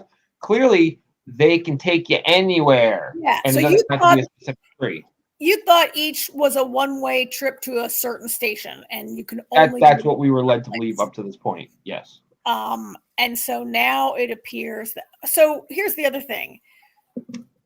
Could it bloop you anywhere? I think it was a lesson from the town that not everyone's allowed to bloop. Not everyone's allowed in those trees. Only the chosen few. Could be that too. And that Dale is not chosen, and so he blooped into a pool. Yeah, I think Victor said early on that the other trees always take you someplace different. It was just that bottle tree was supposed to take you specifically to the lighthouse. Because he says that when he throws the stone in and shows Ethan and it comes from the... Well, I mean, how does he know this unless he's gone through? No, I'm just saying that's what he said. I don't know how he knows that, but that's what he said. I don't know how. I mean, I think Victor's very unreliable. And I think some of what he might... I don't know about... how does Victor know all this? Unless he personally went through them all and tested them all and figured out where they go. I don't know. And do we think he did that? Or somebody told him that? I don't know. But I thought maybe Dale's not supposed to be using those trees. And so the town's like, Dale, you don't get to go to the tower, and you don't get to go to the well because you're not chosen. You're not a. I mean, that was kind of what I thought. Or maybe Dale, you've just been such a consistently unpleasant presence in this town that even the monsters hate you, and you got to go. Yeah. So I texted you guys I asked if it was wrong that I was laughing for like 2 minutes at the end of the episode. So to put that in more He said they perspective, have concrete proof. I'm not sure if I'm mixing this up. He Did you did. mean about the pool? Did he say that about the pool? Boyd said that when after like Dale is found in the pool, Yeah. That's Boyd's a bad like, joke. he That's goes, a this really is bad joke. concrete I missed proof. that This one. is concrete proof that we shouldn't be, that we can't, that you can't just do this. This is concrete proof that he did say that. It was hilarious. I missed that point. I mean, I heard him say it, but it didn't Yeah. click. I guess that he meant So- concrete when he so said it. it wasn't even so much Dale being stuck in the wall that made me laugh. It was the acting between the nonverbal, complete body language acting between Donna and Boyd in that scene. You know, Boyd turns to put Dale out of his misery. Dale's already dead. So Boyd puts his gun away, turns around, sees Donna. Donna sees Dale. Donna and Boyd kind of look at each other. And then Boyd just kind of like has this moment of like, he just kind of like, he doesn't really throw his hands in the air, but he kind of just, all the energy kind of sags from his body. And there was something about the interaction between the two of them. And the last shot of Boyd, all of a sudden I just started laughing. I don't know. Nikisha's saying that he said that before, that he had concrete proof that somebody got a way out. That's actually really interesting though, because that goes back to our thing of, can the town manifest what they say? He did Because say that. that would be kind of a smart ass way that the town got them back. Nikisha's right. He said it. Nikisha said, he said it, I think maybe at or sometime around the town meeting, where I guess the fact that He said like, it at the meeting. he's like, what's wrong with you people? You know, they're talking about how Tabitha didn't like do enough and they're all pissed. And he's like, what's wrong? He's like, we now have concrete proof that there's a way out. And so I love the rest of the comment. The town said, yeah, I'll show you some concrete proof. Yeah. Yeah. Yeah. Well, we've talked about, is the town making things happen? They say, or they're scared of, or whatever. So I think Definitely some form. So absolutely nobody will go inside a tree ever again. I don't even know if Tabitha would get back inside a tree, or Boyd, or anyone who has successfully traveled. It depends if you think that their travel was just lucky that they didn't get. or because Well, it was damn. Their travel could have been manifested too, because Victor says to Tabitha, this is how my mother got to the lighthouse. Yeah. And so then it happened. That's a good point. Do you remember the guy that Jade saw in whatever we're calling it, manifestation, vision, whatever, when he went down in the root cellar? He was like it sort of half in the wall. There's like a big rock thing. I kind of assumed that happened to him, but I don't know because that was so long ago. I don't remember that. I do, but I don't know. That's what I can. It was similar to what happened to Dale, if that's what you're getting at. Let's see. Could Jade be could it be a premonition that it would happen? Like, you know how Elgin has I don't know. Could it be a premonition and not I don't know. Could be.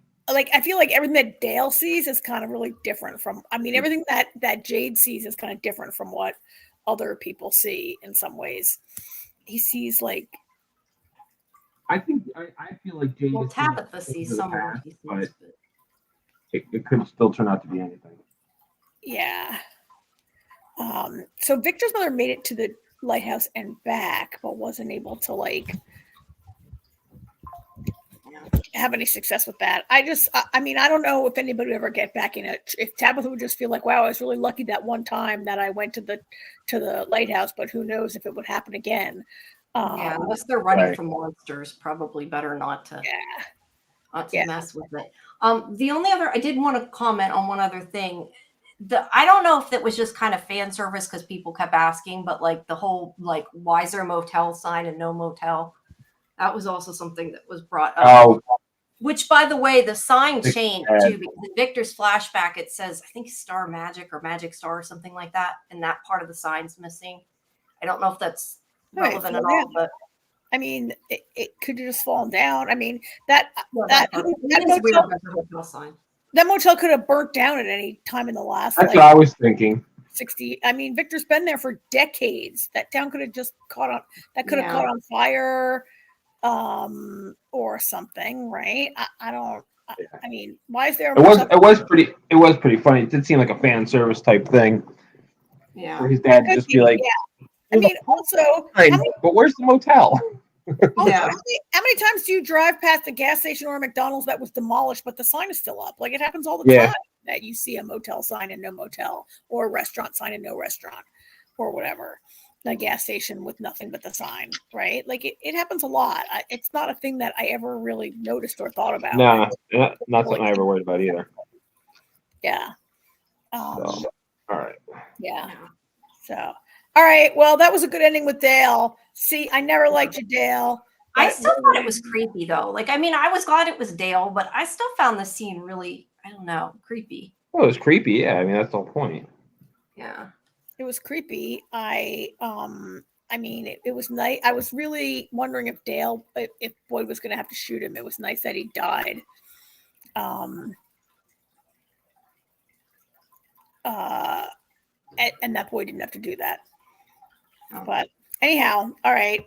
I think we mentioned before that the one who plays Dale is Elizabeth Saunders' husband, which is funny. I didn't know that. Yes, well, that was Jamie's picture that she posted last night before you watched the episode. Read it after. That's why she said that. Yeah, I didn't look at it. All right, we spent too much time talking about From on the show. We got to schedule. We got to keep moving along here. Yeah, we got to move to the next show. But thank you guys who came from a little listen. Come back next week. Listen to us again. We're going to talk about some other shows we cover right now, and hopefully we'll have some more guests before Elizabeth. I always post on Twitter any updates. So yeah. All right. What else did we watch? Oh, Agatha. Yeah, Agatha. Let's go on to Agatha. So let's talk about Agatha all along. Okay. What'd you guys think of this episode? Yeah. So this is the episode where it's really clear that we might have thought we were watching a show about Agatha, but it really is the Billy Maximoff origin story, setup story for the Marvel, whatever that comes next. I just felt like this entire episode, right, is a Billy flashback, and it talks about how Billy came to be. And I felt like it really establishes Billy as the main character and the important character in this. And I was like, oh yeah, so we're not watching, this is what we're watching. And I don't know. I didn't really need it, and it didn't fully explain. I mean, it really didn't get to how Billy kind of got there, right? Well, it did in the aspect of he's basically possessed this body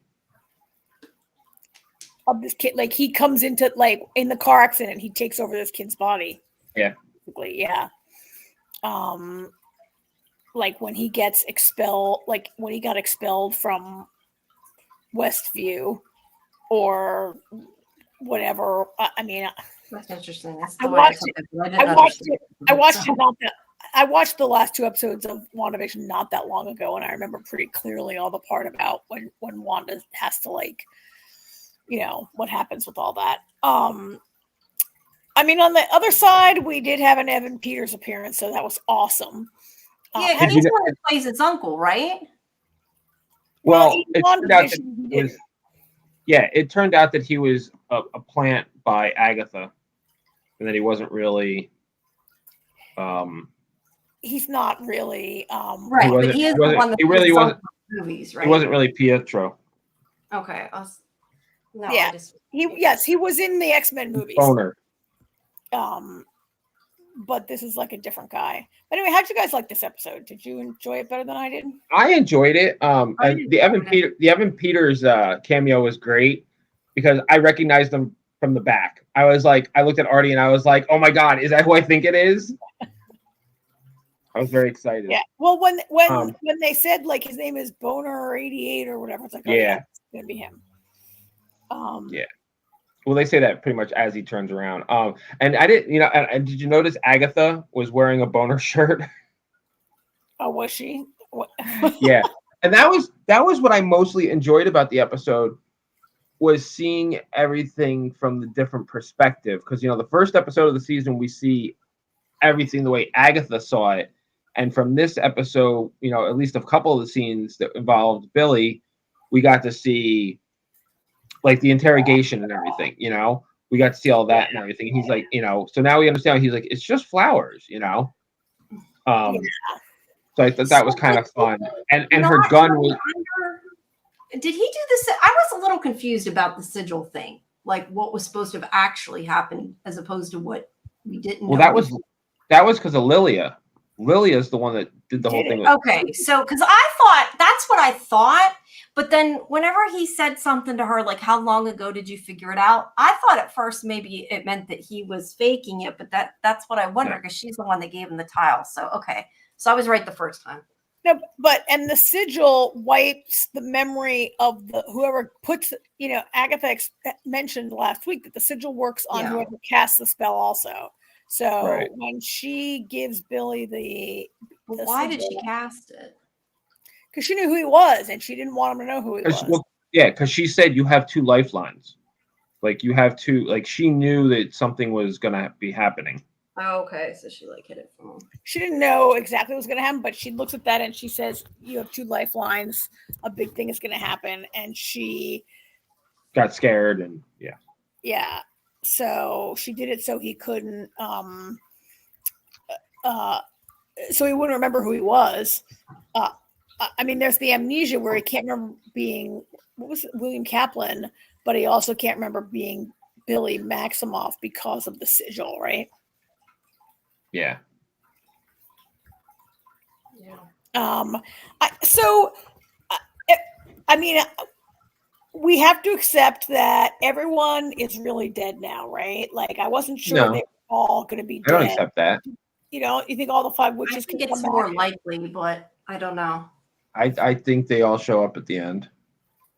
I mean, it was fun seeing that Alice was the cop at the scene of the car accident, and Jennifer did appear on the TV, in the house. Yeah, the infomercial. Yeah, and whatever she was doing. And that Lilia is the fortune teller. We didn't see. Well, we did see. Rio's. I think we heard her voice. I don't think we saw her. I don't think we saw her. So no.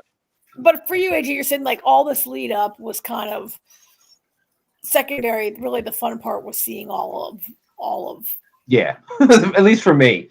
I mean, yeah, that was fun seeing like it's a filler episode without being a filler episode. It's definitely lead up to what's coming next. It's just to give us the backstory so we understand, how he came to be and what's going on and everything. So he seems to be quite an angry young man. And, he says to when he has the conversation with Agatha and she's like, well, why are you on the road? Because you want power. And he says, no, I don't want power. Agatha, he's looking for his brother. Agatha doesn't believe him. He's looking for his brother, but which I guess he will find. I don't know if they're both in the Young Avengers. I don't know if they're both in the Avengers or the Bad Avengers or whatever is coming next. I don't know what they end up being in the comic book, if anything. Is this comic book lore? Billy is a Young Avenger. He is. Which makes it's funny because you've been asking what you think.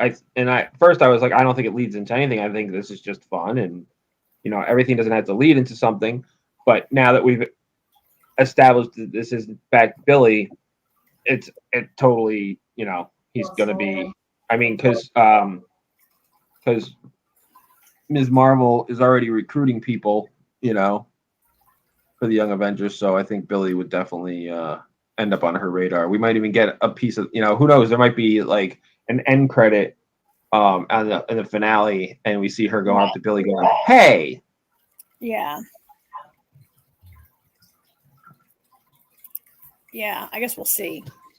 So one thing I really noticed that I just wanted to point out, I thought they did a really good job, or they've chosen an actor who's I thought they did a good job of making him look really younger. I thought, oh, he definitely looks like 3 years younger when he's 13 and having his bar mitzvah.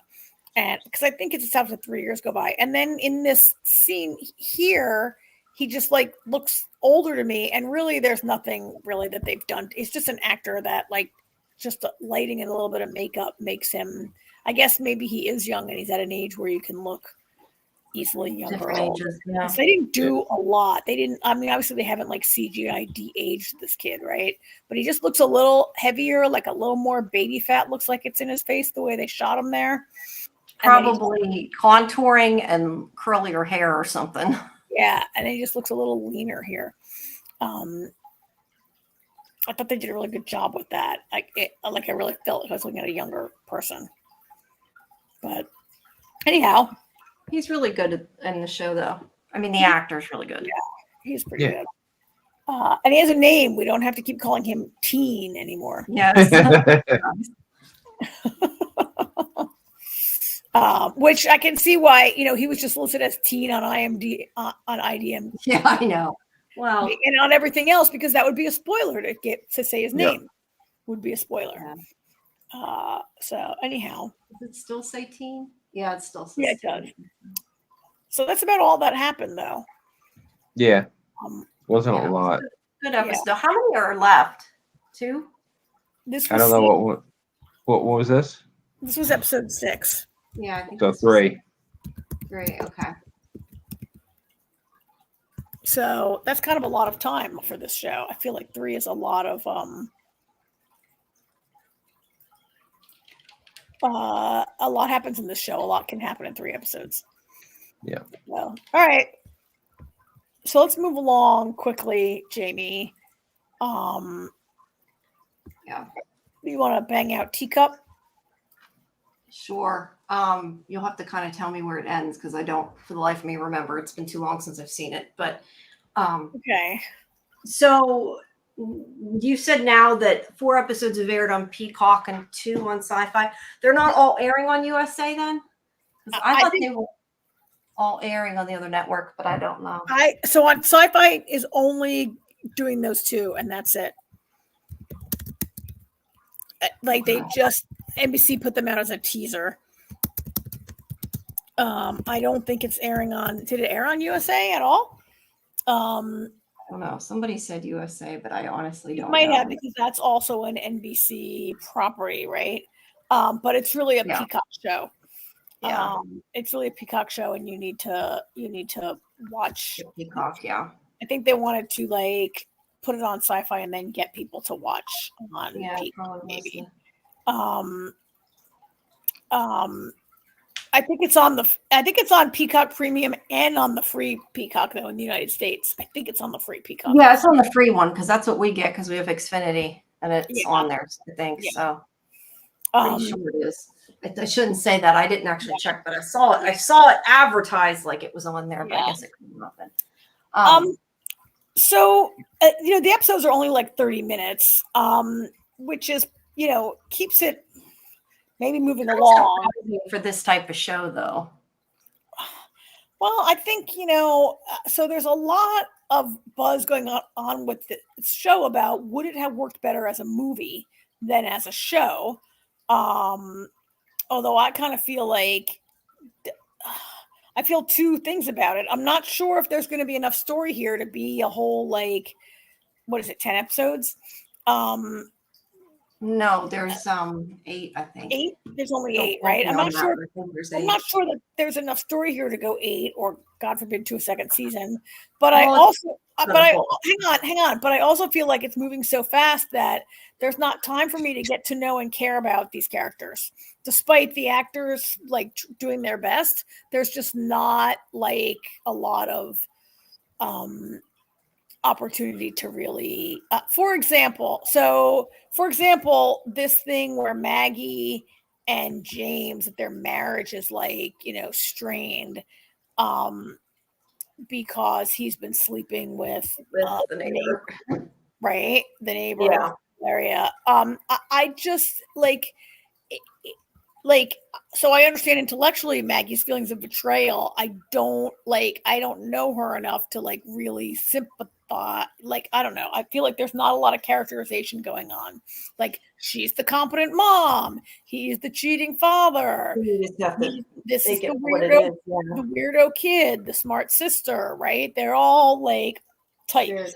Yeah. I mean, I think it's got positives and negatives. I think it's good because it does move the action part faster, the mystery part faster, but yeah, it does somewhat could use more backstory on some of them. But I mean, so as far as where it ends, like the first episode really just introduced us to everyone. Everyone shows up. The neighbors are all there, and then this guy shows up, and it's like, you all stay behind that line, which I think it's the end of the first episode where that happens with the line, which is like crazy early and great, right? Crazy line. Yeah. That's why I said you can kind of tell from the beginning what the plot is. Like, well, no, I don't want to say that though, because it's still mystery, but like the basic idea of they can't leave. You get that from the very beginning. They can't leave or they get ripped apart. That's pretty self-explanatory, really easy, really early.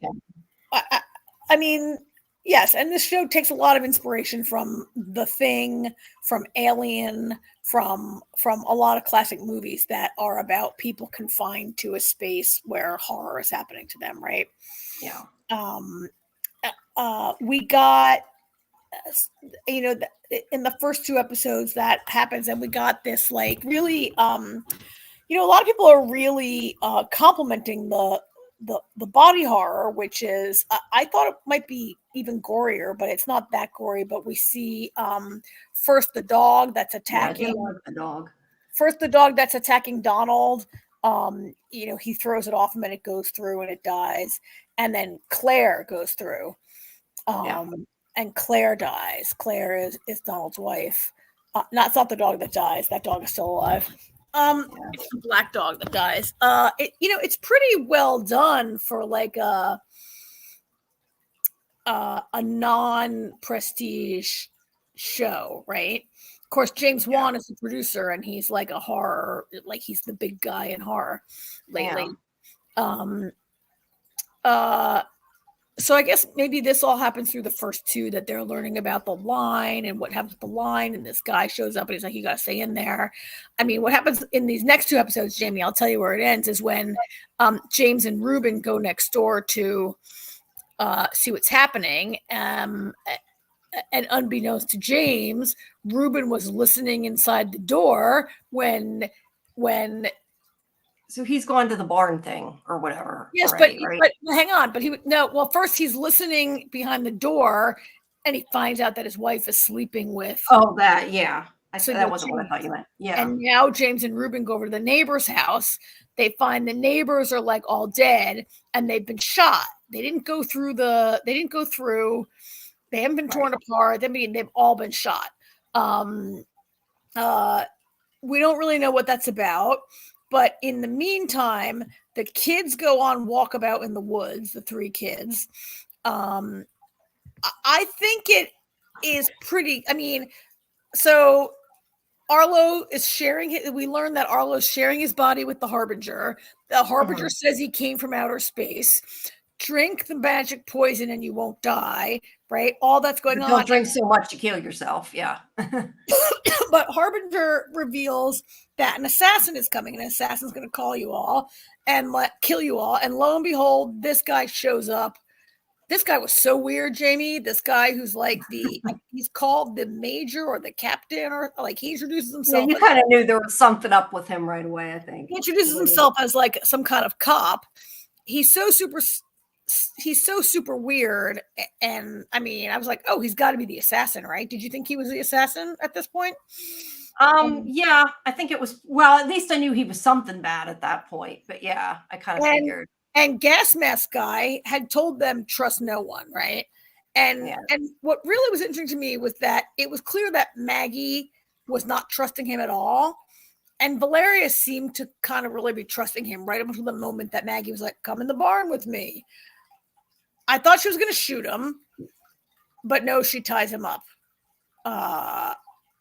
And so the way it ends is he transfers himself to the grandmother's body. Yeah, which was pretty cool. I didn't think I liked that, and that they had her.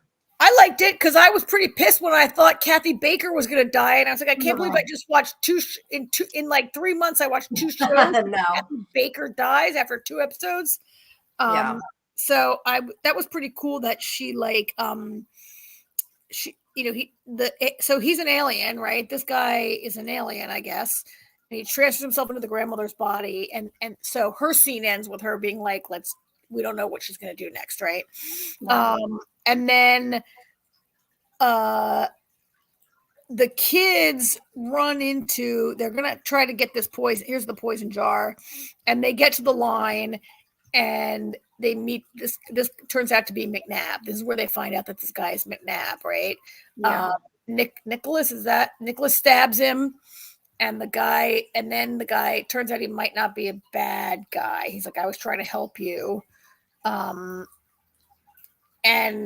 I think that's where it is. That's where that storyline is. So. Yeah, I'm not sure. Some of the stuff that's revealed, like I don't know that if it's revealed till after some. I'm just kind of taking it a little bit, trying not to explain too much. But so wait. That's not how the episode ends, though, because the episode ends that Jim has been grabbed down into the basement, and he wakes up by the neighbor kid, and there's another guy in the basement also wearing a gas mask, and he takes it off and says, like, you better give me a good reason why I shouldn't shoot you in the head, because he doesn't know, he's not the neighbor, he doesn't know who Jim is, right? Well, they don't know.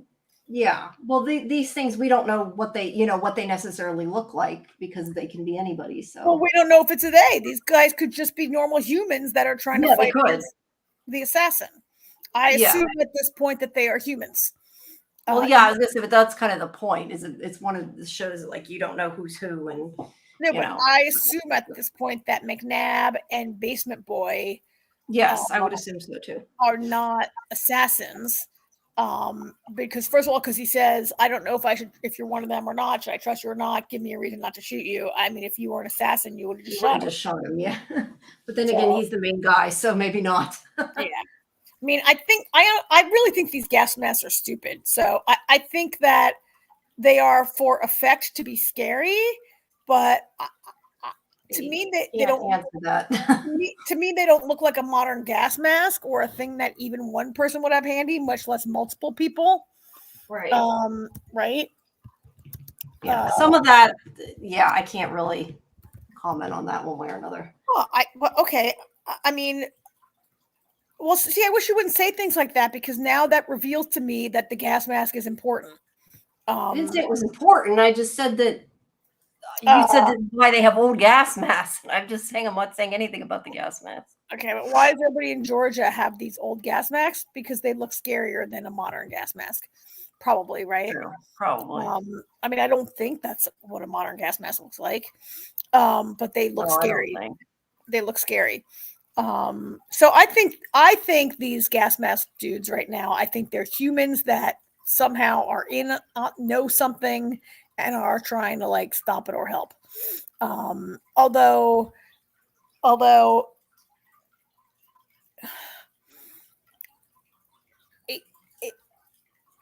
we also learned from McNabb and also from the assassin that you can cross the blue line to come in, but go out. Getting out is the problem. But I feel like this guy can go out.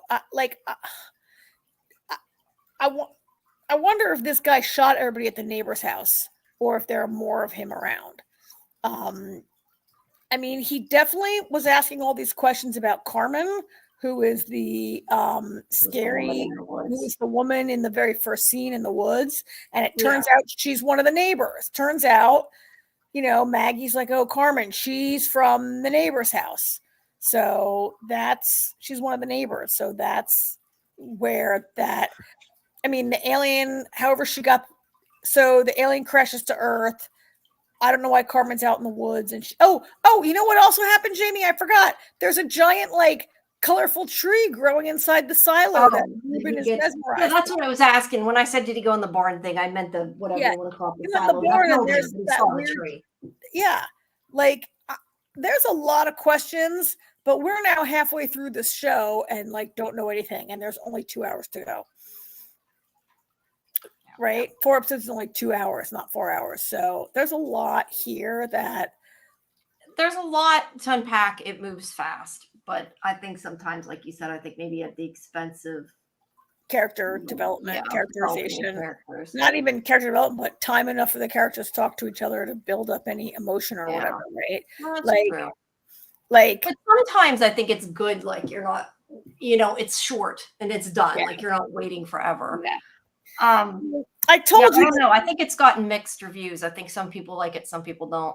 Yeah, I mean, I really objected to the part where, in order for any of the action to happen, it has to begin with Arlo wandering off alone at night, right?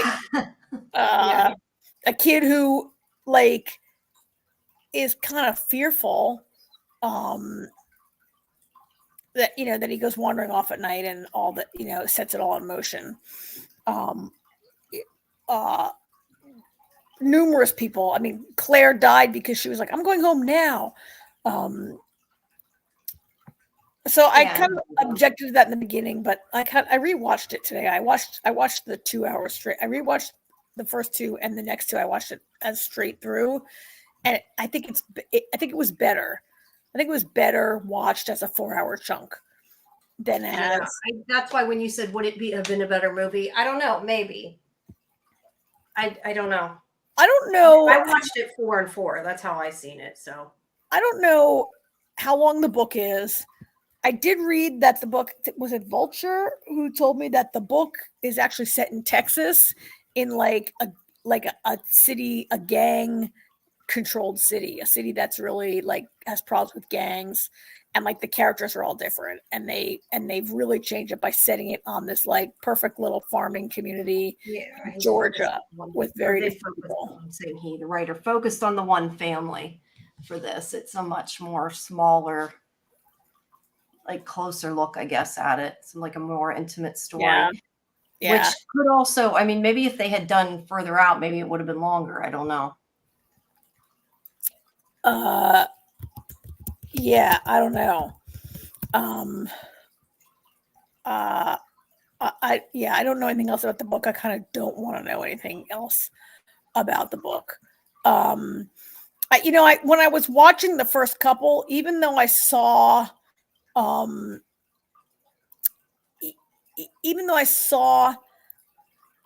am I trying to say? Oh, so in the first scene where the first episode where Carmen leans over Arlo's face and she transfers like the alien or whatever, you see like the color go across her eyes, that like, or at least reminds me of the Black Widow. Yeah. I was like, oh, it's probably aliens, but could it be like an illness or a virus or something? I thought maybe. But it's pretty apparent that it's aliens. I mean, you also think in the beginning with the vicious dog and the animals acting weird, like, is it just sort of like a supernatural evil kind of thing? It looked like it could be. Then I thought there's like a 10% chance it's a virus and a 90% chance it's an alien. And now it seems really like it's an alien. I also had read that. I think in Vulture said that if you see the book, the cover of the book like is a spoiler and like kind of gives away what the story's about. And so don't go looking at the book if you don't want to know. Curious what the cover looks like. Yeah, right. So I'm just warning people, if you Google this book, I haven't Googled it yet. I don't know what the cover looks like or what it's going to be. But I'm looking at it to see, because obviously, I mean, I don't know. I guess part of that maybe is if they come, I don't know. I think most of what they probably mean is probably what you already know by now. that if you've seen it by now, you know it's aliens, and that the Yeah, dust- that's kind. I'm guessing that's what they mean by the cover. There's an alien on it. So Yeah. So one thing that is kind of not resolved that I don't know about, and I don't know if it'll get there, but they have this line that they can't go around the line, right? You got to stay in the line. go past it, yeah. But could you, the metaphor of the teacup is like fully throughout this. And, the way I was saying it reminded me of Under the Dome with the bee caught in the teacup and then she sets it free. And like, could you go up and over? In Under the Dome, you learned that you couldn't, right?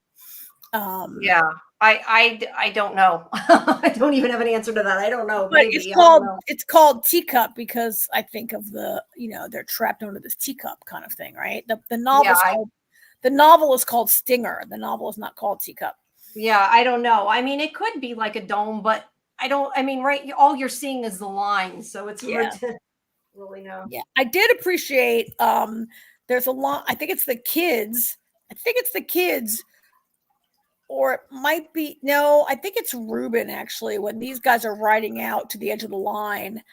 And I think it's Ruben says, how did that guy know where to draw the line? And I'm like, I was thinking the same thing. Like, he just draws that blue chalk line. How does he know where to draw the line? I mean, if they're aliens, could they have been creating the force field, the line, the barricade, whatever it is?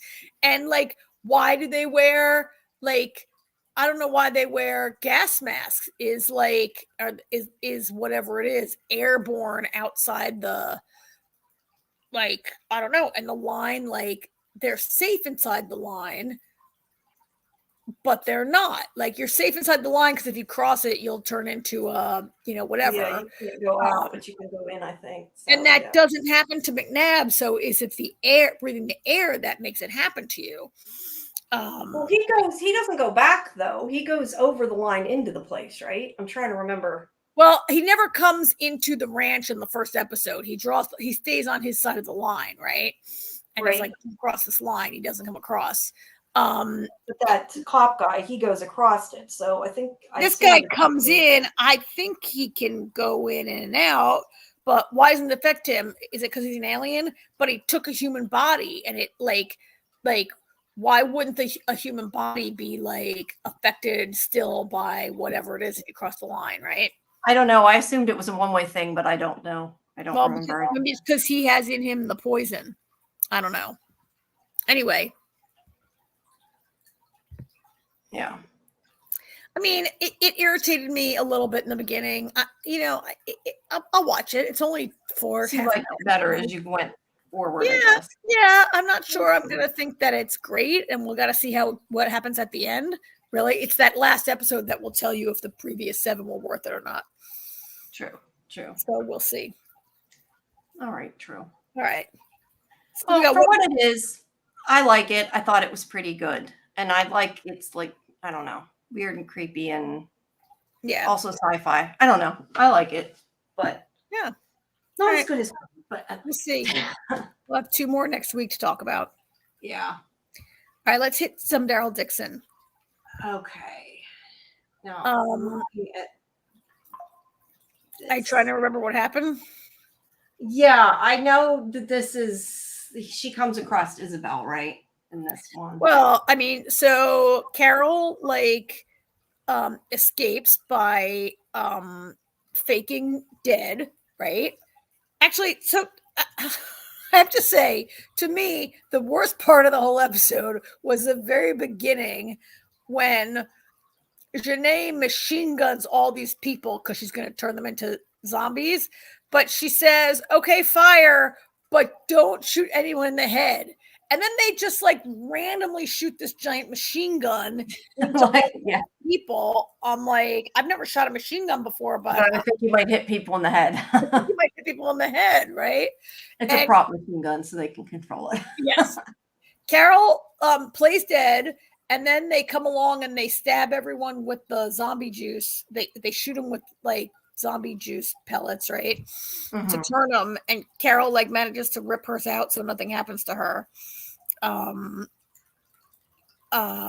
Which we kind of know she's not going to turn into a walker, so right. So I forget how she escapes, but she steals this. So the guy that the antagonist from last, Just the car that what's his face is on. The drone's like attack. Yeah. yeah, it's like a very Mad Max type of looking thing, and she steals that and drives away. And she gets into the, into the fortress, as do all the zombies and all the bad guys. And there's kind of a good extended battle scene that I thought was pretty good.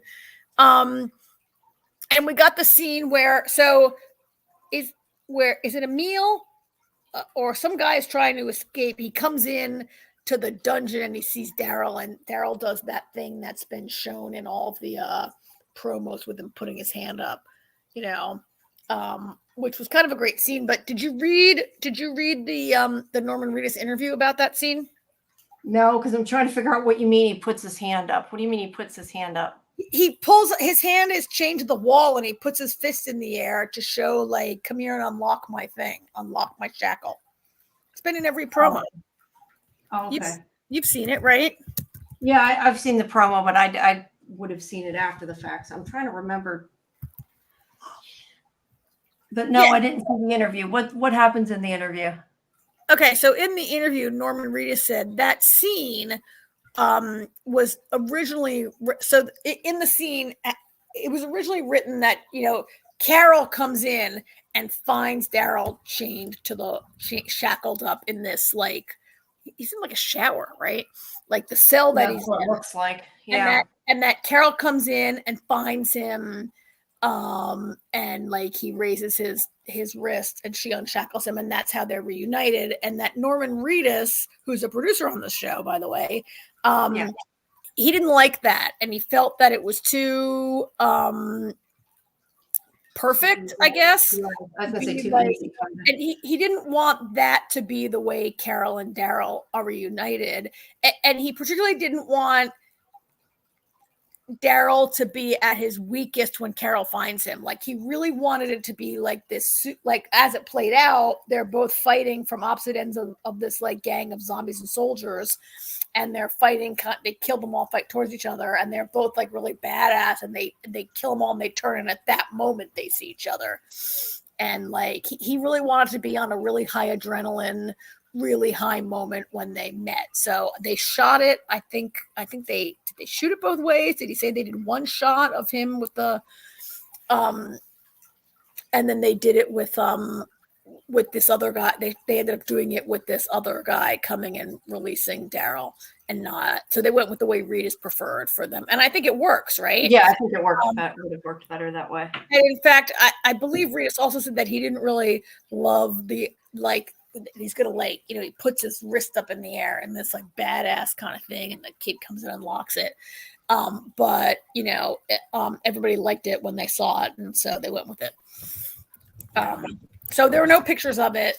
It's funny, that's been on the promo nonstop for weeks, and yet they don't provide a press photo of that, what they made, sort of like the iconic scene of the episode. But they do end up fighting their way through and being reunited. Yeah. I think what we've been waiting for. So yeah, I mean, we have all these great hugging scenes. Yeah, you would think they would consider that a spoiler. With the press photos. I'm just saying, because they didn't want you to know when they reunited. Yeah, but we got these great. But, yeah, that's good. I mean, I thought it was, and I mean, I love this picture in particular. I mean, I like this one also, but they just got to shoot in such great locations, and I love this being, like, framed behind them with these arches, and it's just so cool. Yeah, it is. It's a good picture. But unfortunately, Isabel gets stabbed. Yeah. Who stabbed her? Did Losang stab her? Or she just I think she tried to attack him. I remember that she had that metal thing she got from the grate or whatever in her hand, and she stabbed or sliced at his face or something. I can't remember. I mean, I thought it was kind of out of character for him to stab and kill anyone. Like, I didn't really. I mean, I guess we're supposed to see him go. Remember, only like 2 weeks ago when Jacinta he didn't want to kill anybody. When Jacinta had decided, Daryl. Yeah, when she had decided to kill Daryl, he goes, "Is that who we've become now?" And he really was like not into it. And then when he like quickly, Yeah, he kind of escalated really quick. I thought it was a little out of character for him. But Carol comes across her, tries to help her. Yeah, she comes across her before she finds Daryl, right? Yeah, she did. She came across her as she didn't know who she was. She was like fighting her way in there. Because I think they have the conversation where like, oh, I'm looking for an American named Daryl. I think they have that conversation. Yeah, doesn't she say like you're Carol or something? Yeah, she says like, you must be Carol, aren't you, Carol? Yeah. I forget how that all goes because Something like that. It's kind of ridiculous, and I can't always pay total attention to it. But it was kind of good, and then later, later Daryl comes and she dies. And yeah, I was. Were you surprised? I was surprised they killed her. I was surprised, but I'm not unhappy with that development. I mean, I am and I'm not. So I was surprised they killed her because I really was buying into this thing that maybe she stays with them as they try to attempt to return to the United States, and maybe it does end with her and Laurent at the Commonwealth. I could maybe see that happening, right? Although we did say recently, we were like, well, these people can't all fit in this plane, so some of them are gonna have to die. Yeah, yeah, you did say that. I mean, I guess I get it. Like he's caught up with Carol now. Like it would she just be in the way? But I don't know. I still was surprised. I figured that she would at least last for a while. I mean, I don't know if I thought she'd stay on the show the whole time, but I definitely thought she'd at least last to the end of the season. So I did too. I mean, I guess I'm kind of not surprised. When they just sort of got that. I mean, I don't want to say got them together, but they got them pretty close. And she's in love with him, but maybe that's why. He's in love with her. I think they are in love. Yeah, I think he's somewhat in love with her too. But because she said it last week, of course she has to die, right? Daryl can't be happy. Daryl can't be happy. They can't have Daryl be happy. And so they killed her. It was kind of sad. It was sad because she said, "I love you," and he never said it back, and now she's dead, But I think he loved her. Yeah, I think he loved her too in his own way. I mean, I still hold out hope for the two of them, but I think that he did. So I think I think ship whoever you want. I don't see that, and I don't think you're ever going to get that. I know you don't. I don't think you're ever going to get that. No, I'm sure I'm probably not, but then if he actually got it, then it probably would ruin it. But there's still the hope of that, Yeah. So they leave. End up with that cottage thing. They leave. We have some awesome scenery and shots of them leaving, and they go for a really long walk through the French countryside until they meet this very nice French couple who, is it me or did it feel like we spent an unusually long amount of time with these two people? I was like, why are Daryl and Carol hanging around so long, and why are we getting like so much of this in this episode? Yeah, I just kind of assumed they were going to make a pit stop and then move on, and they didn't. And they're hanging out, they're talking about life and enjoying life and how we live here, blah, blah. And then they go like for a nice walk around the town and they meet all the zombies and the neighbors. The French dude's like, oh, that's Mr. So-and-so. Yeah, they just let them stay there. And yeah, and he's like, Daryl's on their merry way. Daryl's like, why don't you kill them? And I think the old guy said something like, oh, it would be really boring, or they're my neighbors and it would be whatever. So I kept also thinking that these two were going to betray. I was just waiting for them to betray Daryl and Carol. Were you waiting for that also? But she was kind of, but like she was so not down with it. So I guess if they were going to betray them, I expected both of them to. Yeah. Like I liked the way they did it. So. I thought the wife was going to betray them because she was just too nice. And she kept like talking to Carol a lot. And I thought she was going to be like the betrayer. It was the other way around, yeah. It was the other way around. It was the guy. And it was, as usual, like people who were trying to like suck up to Janae for whatever reason, right? Yeah, like not a good idea. So, what did you think about the downfall of Janae? I was really surprised at that. I mean, I was surprised at Isabel, but I was really surprised they killed her before the season was over. I did not think that was going to happen. I was too. I thought that she was going to be the bad guy, that she was going to be our villain for the season. And I was really surprised that they killed her this soon. And I was kind of not like, I don't know how down I am with like, so Sabine is the second in command, right? Mhm. And she's only said like 3 sentences the whole season. Yeah. Like I Yeah, can't. and some of them I think were when she was in the Louvre, so they weren't even at the some of you know them in the were in the flashback. Louvre, and some of them were like, okay, Janae, yes, I will carry out your order or whatever. Like she's a she's a character that we know, like for her to become like the head of them, and then she and Losang are like now going to join forces together, right? Yeah. They're like, let's stop fighting each other and join forces. Like I don't necessarily believe Sabine. Not sure I bought that part. But they're gonna like and because they both and like let's join forces and have Laurent lead us to a new world as soon as we find him and kill Daryl Dixon, pretty much is the plan, right? Yeah, that's always the plan, right? I don't like. I just never saw this guy as like. I mean, he's an antagonist, but he didn't seem like the main villain. Yeah, I agree with you. I'm not sure that I love the way they wrapped this episode up and how they changed it because I really thought they'd have Janae till the end of the season. Well, she's much more. She was a much more intimidating. Yeah.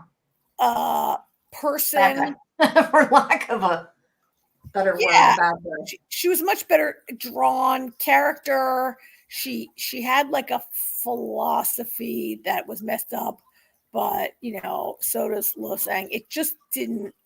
Yeah, it also never struck me that the people at the nest, that it was really enough people for Janae to really ever be worried about. Like, so what if they want to follow this kid around? Like, it's not like they had like half the population of France was like on his side or whatever, right? Like, I don't know. For these two to join forces, they're just not as. And I feel like we just watched another show where the same thing happened, and I can't remember where someone died in this. What show did we just watch where the same thing happened, where the villain dies and you get a second villain for the next? What show was that? AJ, can you remember what I'm complaining about that we just watched? It'll come to me as soon as we hang up that we just watched a show where I'm thinking and I'm not. The bad guy died and we had like the second in command bad guy for the rest of the season. So I'm not sure how I feel about that. I don't know that how I feel about like. Yeah, like I said, that was not what I expected. And you're right. She was kind of like a nobody character that we didn't know anything about. I mean, we knew who she was, but she never really was part of it. So it's a little strange the way they changed it around. I mean, not a lot to say about that. This episode had a lot of surprising stuff in it that was not the way I expected it to go. Yeah. And so I'm not sure about this plan that they need to recapture Laurent to make him be like their. Yeah, you would think they would have given up on that by now, Well, how are they going to get Laurent to go along with them at this point? They're not, unless they force them, clearly. They'll have to, yeah. With Isabel dead, they really can't control him. And Daryl, And the thing is I feel like, and I don't know, maybe I took a different, but like I get that he's gone rogue and that other lady that wanted Daryl killed. But like these people that were at the nest were still supposed to be, for the most part, good people that were like religious people. And I just don't see how any of them can get behind, let's kidnap this kid and force him to get bit by a walker. Like it just doesn't make sense to me. Their philosophy is all about being this, church or whatever. I mean, this season is definitely an indictment of organized religion, right? I mean, like half the words that come out of Janae's mouth, not half, but Janae has had several times where she's spoken about like, the dangers of this religion or whatever. But yeah, I don't know that I love how these people being together, it was Snowpiercer where Oh yeah, you're right. It was where Snowpiercer. Milius dies, and then we have like the But at nerd. least we knew the other guy. Like Yeah. at least he was, there for a lot of the season. Yeah, Sabine has been a minor supporting Yeah, character. I mean, Lasang's been there, but like I don't know, it just was weird the way they did it. Yeah. So anyway, So we'll have to see. so this was episode 4. So there actually is quite a little bit more to come. Yeah, there's 2 more left, I think. Yeah, there's 2 more left. So giving them time to find Laurent and escape. Yeah. And get back to Ash and go wherever they're going next. Yeah, we still have to. Carol's got to go back to Ash, and I assume at some point the shit's gonna hit the fan. And be like, oh, by the way, this is not my daughter. This is my friend and a random kid that we picked up. Yeah. Yeah. Yeah. So, all right. I still think, like I said before, things like when they tell a lie, if it's more truth, it's easier to do. And I still think it would have made so much more sense if she had just, during the whole story, pretended that Daryl was her husband or her ex-husband or whatever that was going to be with her daughter. Because she could have said, well, we found this kid, or he was with this kid, but at least the Daryl part would have made sense. And he wouldn't have been like, which I'm assuming going to be pissed. I think he's too young to be convincingly her husband or ex-husband, but from before, it's now been at least 15 years since, right? I guess. She could have even said her brother to him, though. To be her brother would have been. Yeah, she could have said and that's brother. more what their relationship is like, a brother and sister relationship. Which he would have bought that, because I feel like at least he would have been like, well, she didn't get her kid back, but she still got her brother, so it made sense. Yeah. But I don't know. Yeah. So then again, I don't know. I think you were the one who said to me something though, like maybe she didn't intend to keep staying with him the whole time, and probably didn't intend to have to ever tell him or ever figure it out or whatever. Yeah. So, So, all right. Yep. That's that for tonight. Yeah, I think that's it. Let me see. Let me look at my list. Do I have anything else that's coming up that we probably should touch on really quick? Did AJ, I think, was the one. Did you watch any Hysteria? I didn't even know it was on. So no, I haven't watched it yet. Was on. It was on a few days ago. Yeah. I was watching something today and it came on automatically after Teacup it came on. Is this already on Peacock? Yeah, it came on automatically. Yeah, I saw something about it today that it was out, and I was like, I just don't have time. It's a good show. It's different. Try it. You might like it. No, I'm gonna watch it. I know it's a different show. It's kind of cool. Before the Apple show comes out on the 25th. So the Apple show? Before the one with the awful title. Oh, that's the name of it? Yeah, that's what I've been saying. It's called Before. See, I thought she was saying before the Apple show comes out. No, the name of the show is Before. It's with Billy Crystal. It's really good. I like it.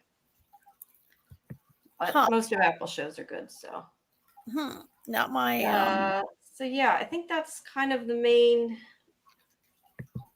thing. That's all we got this week. Yeah. Our audience might watch is probably those things. All right. There's another Apple show I'm gonna check out that I haven't. Yeah, we'll check that out. And what is it? Wait, AJ, what is it? I think there's another show. I can't remember the name of it. Hold on, give me 2 seconds. I don't know. It is called Disclaimer. Oh yeah, that's on. Yeah. I haven't seen that, but yeah, it's supposed to be, I think. All right. Well, yeah. I'll have to see. But okay, well, just to reiterate, as I usually say, if anybody caught our show late, you can watch the rest of it streamed on YouTube. And if you've still hung around with us till now, we greatly appreciate it. We've kind of gone, well, not kind of, we have gone a lot over what we normally do. 12. Not that bad. Yeah, it's not too bad, but we've been here 2.5 hours almost. But we appreciate it. And for any updates, just check. Where's we got I was gonna say I should put the banner up. Probably should have put it up to begin with. The X, Twitter, whatever the hell you want to call it. feed because I will put up any notifications. We were going to try to still get some more guests before Elizabeth Saunders comes, but she'll be here on the 26th to talk about the season of From in its entirety, and maybe we'll have some before then. We'll see, but just follow on Twitter and any notifications will be there, and we'll be back again next Tuesday. Okay. So, Thank you, guys. oh, if you have Thank the you, other thing everybody. before, if you have questions for David Alpay, send them on X, and I'll try to get them asked. Cool. All righty. All right. Yeah, well, have a good night, everybody. Good night, everybody. Bye. Till next. Till next week.